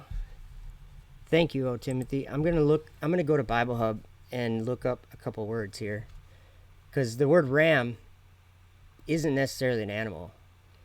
And actually, the way that Daniel used it, it was more likely something else. And we'll go over that word. Let's see here. Whoops. My computer is really slow. Because that's why I wasn't commenting for part of the... when I was playing videos, I kind of stopped commenting for a while. Should I do a screen? I should do a screen share. Okay, let's see. How do I do that? Desktop. All right. Bible Hub. So let's just go to the KJV quick, and then we'll go to Daniel. Oh, it's up at the top. What am I thinking? Ooh. Man, my mouse goes fast. Okay, so Daniel 7. Or Daniel 8, sorry. And I like clicking this Hebrew button. It'll show up. Sorry, guys. And I can't see the chat right now, but that's okay. I want to just explain a couple words, and it won't take long. So we're going to go to Daniel 8, verse 3.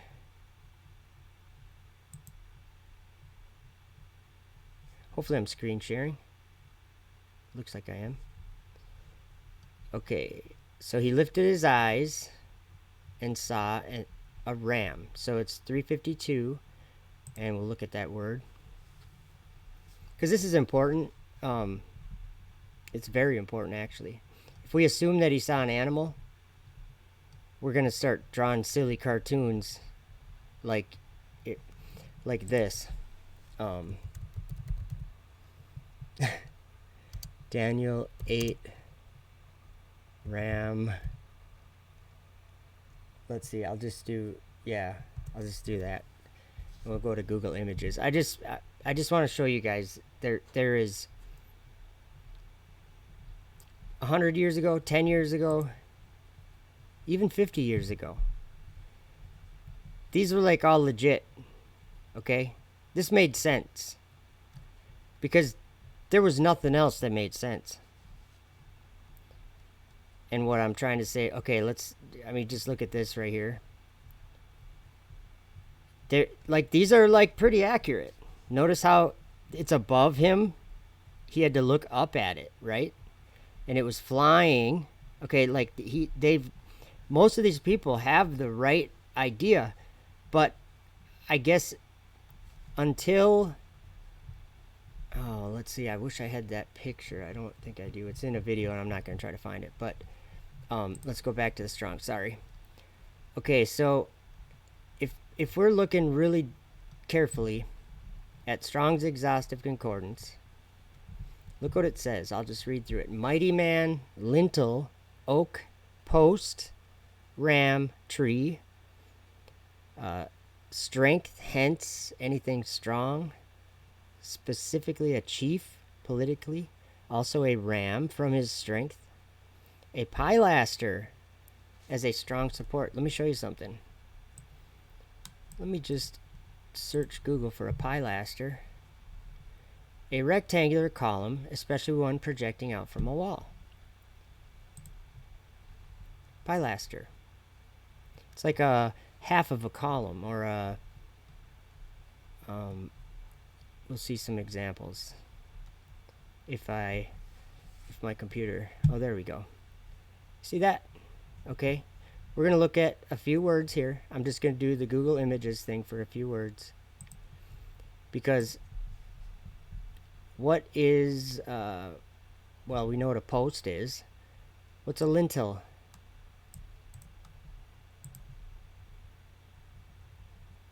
You see what that is? Whoops, I gotta click this. It's a header. It's a straight something strong. See that? It's a header. Support, strong support. Okay, so now when we go here, let's look at, let me show you something else. Solomon's Temple. Where is this? I'm just gonna try to find this. There was the entrance to the temple had this same word on each side of the doorway. Where is that? Right here. Maybe. I'm just on the fly right now. The lintel, the olive wood. Okay. Where's the word? It's AYIL. There's probably a better right here. The lintel. So the above the door in Solomon's Temple, that he used the same word, or yeah, 352, same word. For the entrance. So what I'm saying is that Daniel had to look up. I'll read that verse again. And I saw in a vision, oops, wrong verse. Then I lifted up mine eyes and saw, and behold, there stood before the river a ram which had 2 horns. And the 2 horns were high, but one was higher than the other, and the higher came up last. Let me just show you something. And it's not just a guess. Oh man, my computer's really kind of taking its time. It's not responding, but it will, I'm sure. Okay, Falcon Heavy, let's just there's a reason why I know that this is what they saw. There's many reasons why I know this is what they saw. Because of the things that they said. In Daniel 7, I'm just going back just to give you a little visual. So after he saw, you guys can see this, right? Let's just look at this picture maybe. I don't know. Oh, that's a big picture. I should have picked a different one. In Daniel 7, he saw those 4 beasts. And then remember the 4th one? It had great iron teeth. Well, this rocket is 3 rockets strapped together. 3 Falcon 9 rockets, and this is called the Falcon Heavy, okay? I'll get a better picture. Here, this is probably a better picture. Okay. Now, oh wait, let me, there should be a picture. Yeah, well, that's a Lego picture. SpaceX took a picture of it laying down right here. Okay, that's the Falcon Heavy before they raised it up on one side. Okay, it's like horizontal, and you see the engines there. There's 27 Merlin engines right there. Well, listen to what Daniel 7 verse 8 says. I considered the horns, and behold, there came up among them another little horn. Before there were 3 of the first horns plucked up by the roots. Okay, what I'm trying to get at is that, okay, see these boosters? That's the 2 sides coming back down, making fire come down from heaven on the earth in the sight of men. And they have great iron teeth that steers their way back down to where they're supposed to land. Okay, here's an actual, or let's see, I was gonna find okay, here it's stamping the residue with the feet of it, and it subdued 3 kings. Do you get what I'm saying? The 10 it's okay, I'm gonna go just back to the, there's one more word. I'm getting sidetracked, sorry guys. I guess that's just the way it goes. Okay, we were back in Daniel 8, and the other word was, which is the other word I was looking for? I forgot. I'm gonna have to go back to the chat, and because I think I was commenting kind of like, oh yeah, it says, so how's the beast, or okay, kings, that's right. We have to look up that word. Sorry guys.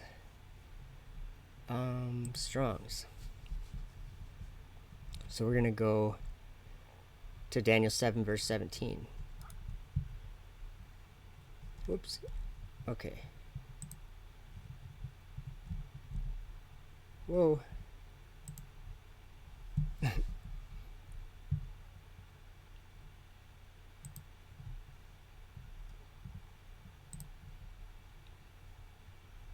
Okay.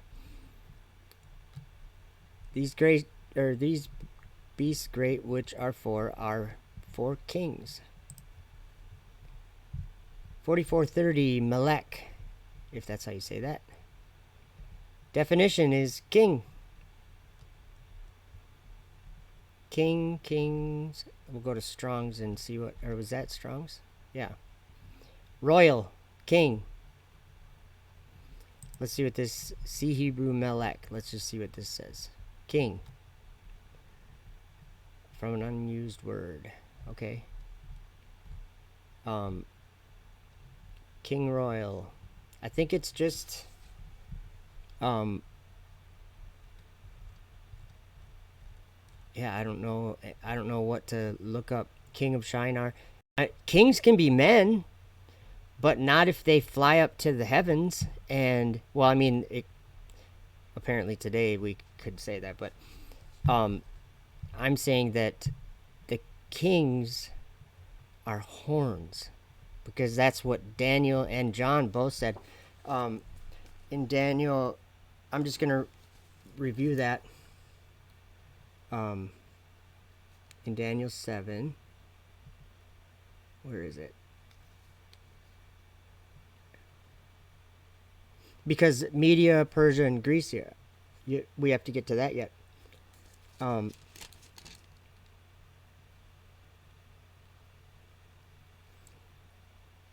Where did, oh, right here, verse 24, sorry.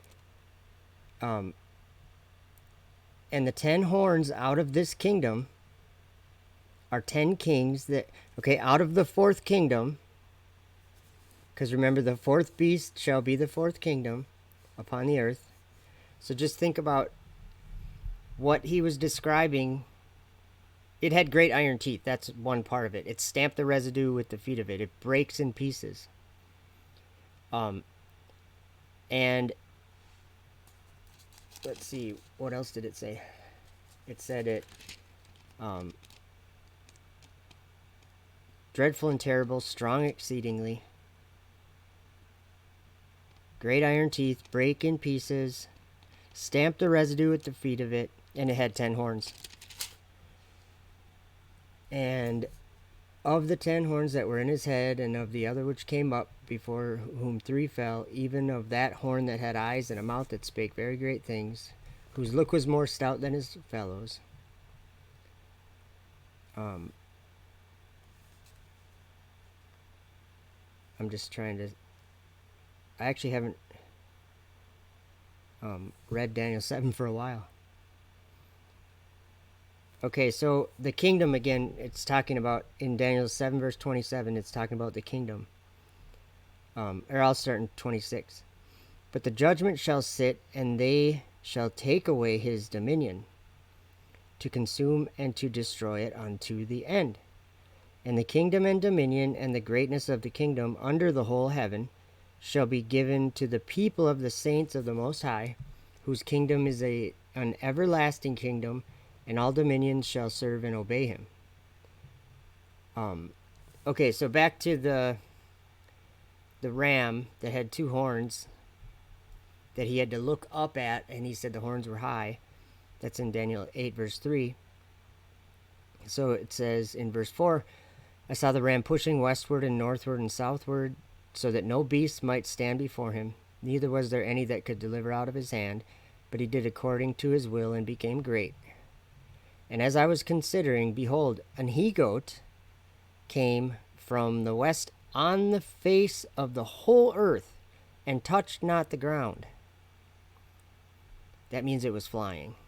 And the goat had a notable horn between his eyes. There we go with the horn again. All of these are horns, but it says, and he came to the ram, which had 2 horns, which I had seen standing before the river, and ran unto him in the fury of his power. I saw him come close unto the ram, and he was moved with choler against him, and smote the ram, and brake his 2 horns. So just picture this Falcon Heavy again. And there's its 2 horns, right? They're connected to it. It flies up, and then it breaks its 2 horns. And smote, or break its 2 horns, and there was no power in the ram to stand before him. But he cast him down to the ground. We're looking at it right here. And stamped upon him, and there was none that could deliver the ram out of his hand. So now it's just the center booster, which is just, I don't know if there's an image of that. I'm just looking for one. It would look like that right there, if you can even see that. Basically, it would look like a Falcon 9 rocket. Here, let me look at this. Okay, see the first one here that my mouse is going around? It seems like Daniel's describing this. And then in Daniel 8 verse 3, it seems like he's describing this, which is 3 of these, you know? Let's see here. And there is verification of this coming up in 2 verses that's undeniable. Therefore the he-goat, this is Daniel 8 verse 8, therefore the he-goat waxed very great, and when he was strong, the great horn was broken. So that would be like the last stage. You know what I'm going to do is, I'm going to type in to Google stage separations. Or actually, I'll write 2nd stage. Oh no, I'll just go to SpaceX. They got it right on their site there. Oops. Oh, I just go just SpaceX. Sorry, guys. Right here. Dragon.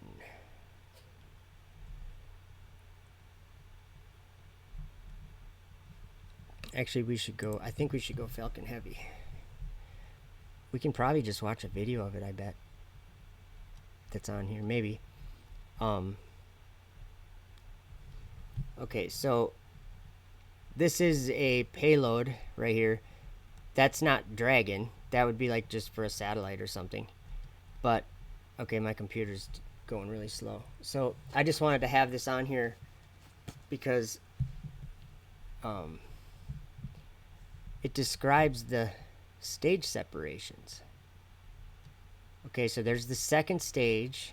We'll start at the bottom, okay? There we have 3 rockets that are all the same. We'll read about them because it might be important. But I want to read the verses first. Okay, 3 9-engine cores. 3 cores. Okay. First, that's the first stage, and that see the great iron teeth there? Those are metal grid fins that steer it back to each one of those back to where they're supposed to land. Okay, I'm just explaining. So inside the inner stage, there's another engine. Uh-oh. Why is it? I don't want to see a video. Maybe I can't tell if my computer's like just like kind of. Okay, forget that then. Why does it do that? Well, inside, right behind this blue thing, there's a one Merlin engine. Oh, it says right here.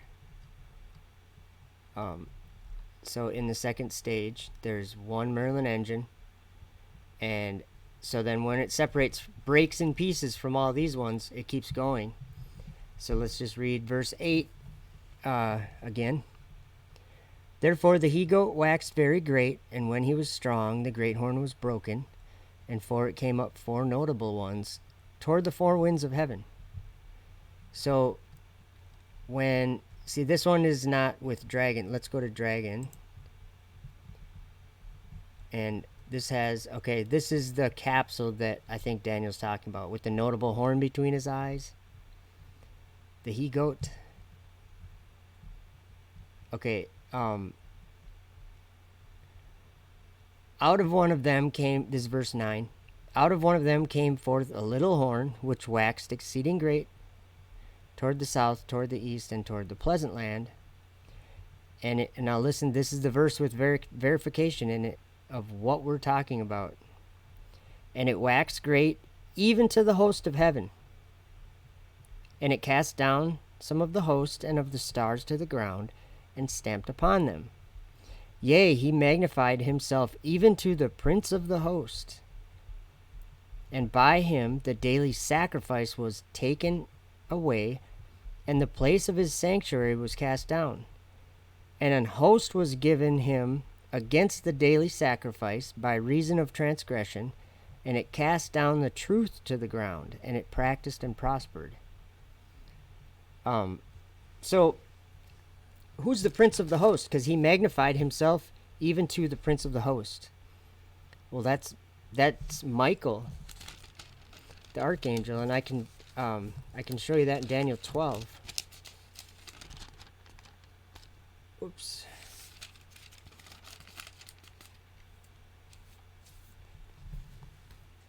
At that time, this is verse 1 in chapter 12. At that time shall Michael stand up, the great prince which standeth for the children of thy people. Okay, and that's when Michael is going to deliver the children of Israel. So we know that Michael's the prince of the host. And where's Michael? Well, we know that Michael is up in heaven fighting with Satan, dragon, and his angels. So what I'm getting at is unless anybody else can show me a dragon that's doing all these things, breaking into pieces, doing all these things that they described, a notable horn between his eyes, like these things, you can just look at it and see it. Oh yeah, I could see that could look like a he-goat to someone who's never seen anything like it. 2,000, 3,000 years ago. I could see that.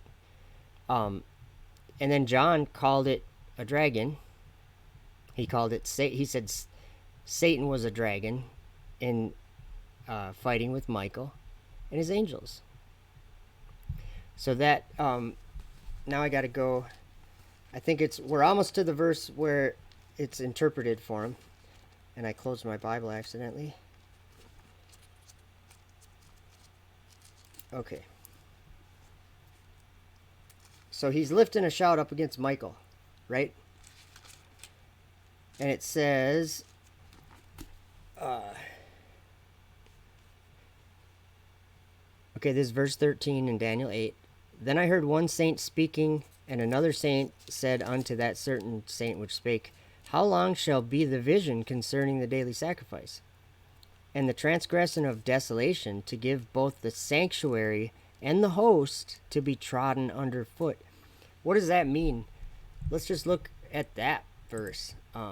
That's 8 verse, 13.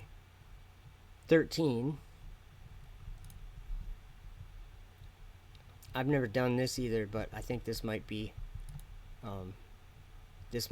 worth taking the time to look at this couple words here. Whoops. Daniel 8 verse 13.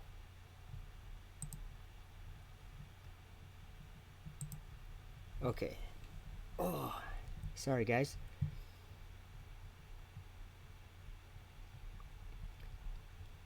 Okay, the word I wanted to look for was trampled underfoot. What does that mean? What word do they use? Murmas? Trampling place, trampling. Tread down, to be trodden underfoot. So, underfoot. Think about it.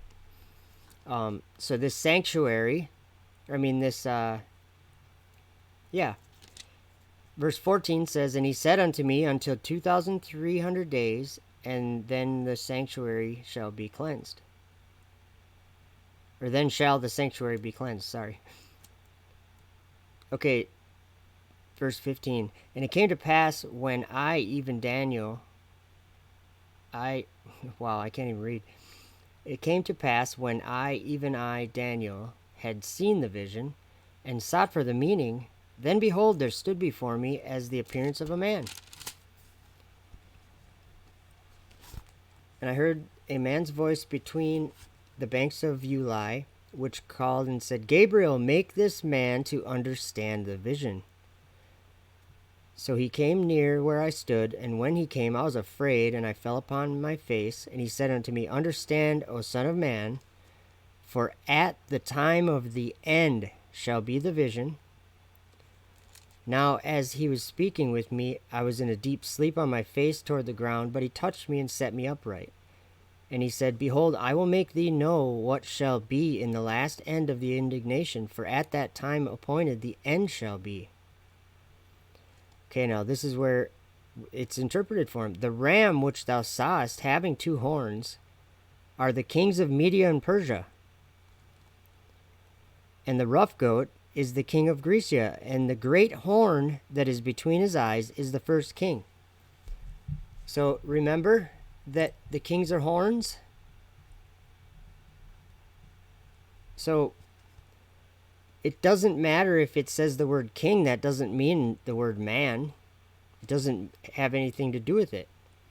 It says, Now that being broken, whereas 4 stood up for it, 4 kingdoms shall stand up out of the nation, but not in his power. And in the latter time of their kingdom, when the transgressors are come to the full, a king of fierce countenance and understanding dark sentences shall stand up. And his power shall be mighty, but not by his own power, and he shall destroy wonderfully, and shall prosper and practice, and shall destroy the mighty and the holy people. Listen to this, you guys. And through his policy also he shall cause craft to prosper in his hand. And he shall magnify himself in his heart, and by peace shall destroy many. He shall also stand up against the prince of princes, but he shall be broken without hand. Okay, now I'm going to read verse 20 again. The ram which thou sawest. So what was the ram that Daniel saw? He said he had to lift his eyes, and it had 2 horns, and the horns were high. Well, I'm just going to show you this picture right here. And I'm not saying that I know like some secret. Let's listen to what Daniel's saying, because remember what a pilaster is? The same word that Daniel used, that we're saying, we're seeing in our Bible is the word ram. Okay. The word ram could be a post or a pilaster. Some people have told me a battering ram, like that kind of ram. But definitely a post or a lintel is something long, straight. A pilaster, it's like a vertical post. Okay. So Daniel easily could have been just seeing this, and he says, and it had 2 horns, but one was higher than the other, and the higher came up last. Well, that's actually how the launch goes too, because the higher one came up last. This is the last part of the rocket that breaks into pieces. Everything else is thrown down at the ground by then and stamped upon. It's hard to get decent pictures. Oh, here's kind of a cool picture.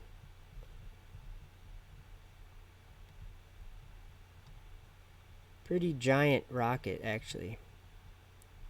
Here's a little closer look at the nozzle. Just showing you some pictures.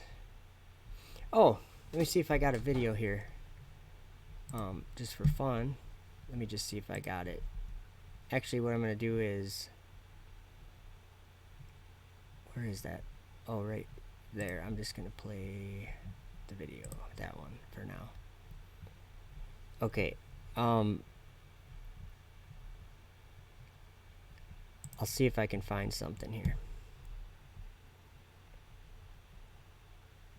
Well, here, this video has... let me see. It's only 1 minute and 14 seconds, so I think this one has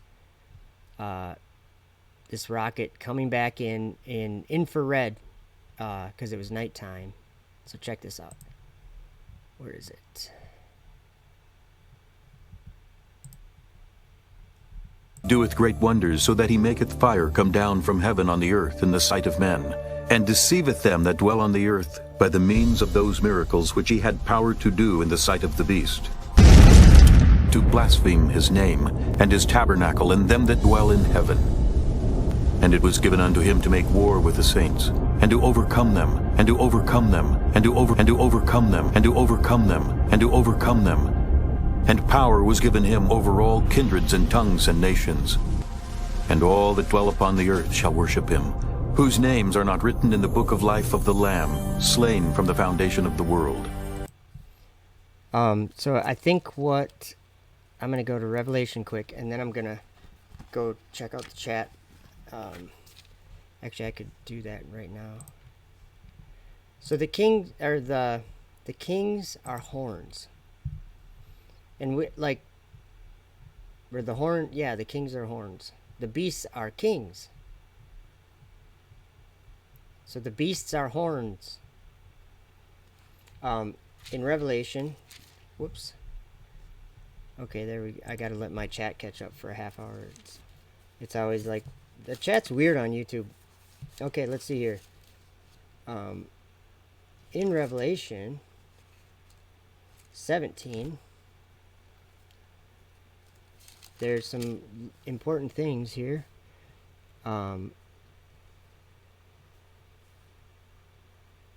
Okay, John sees a beast.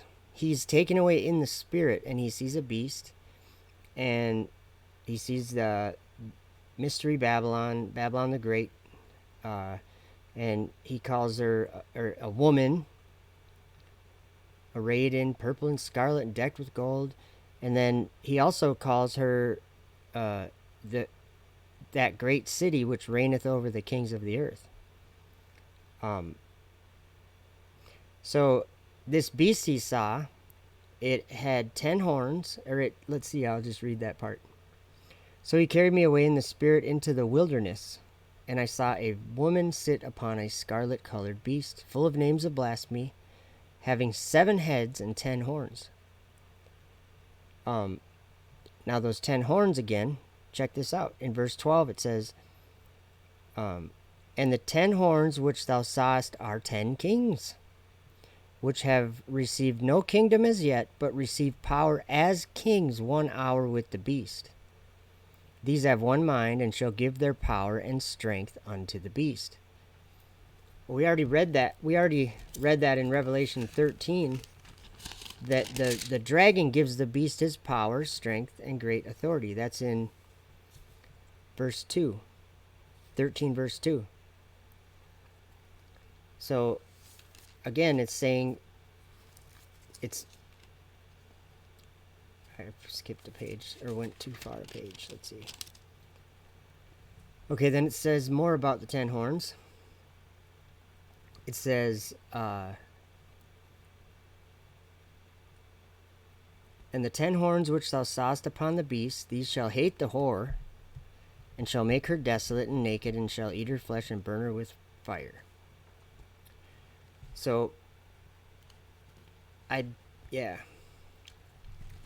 don't know if that made much sense. But yeah, I hope you guys enjoyed hanging out. Allie says don't do fast food.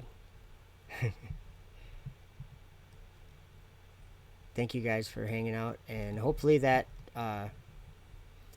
explained some things about the kings. I mean, I think it's very important that kings in those, I mean, the beasts were called 4 kings, but we were given a visual description of what the beasts looked like or what they were doing, and also an interpretation that they were kings that shall arise out of the earth. So we know that they were arising out of the earth too. Rockets arise out of the earth. There is nothing else that is flying up to where God sits on his throne. There's nothing else that's doing that. Only space vehicles and space exploration. And, you know, I think it's going to become very clear one day that Satan has exalted his throne above the stars of God, or at least that's what the world believes. So,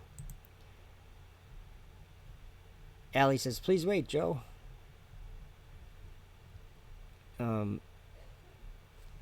Let's see. Oh, and Allie, I did see in the chat, and I didn't really get much time to look into it, but you were saying to and on Facebook about Jeremiah, but about the second commandment too. So I'm gonna look at that stuff a little bit.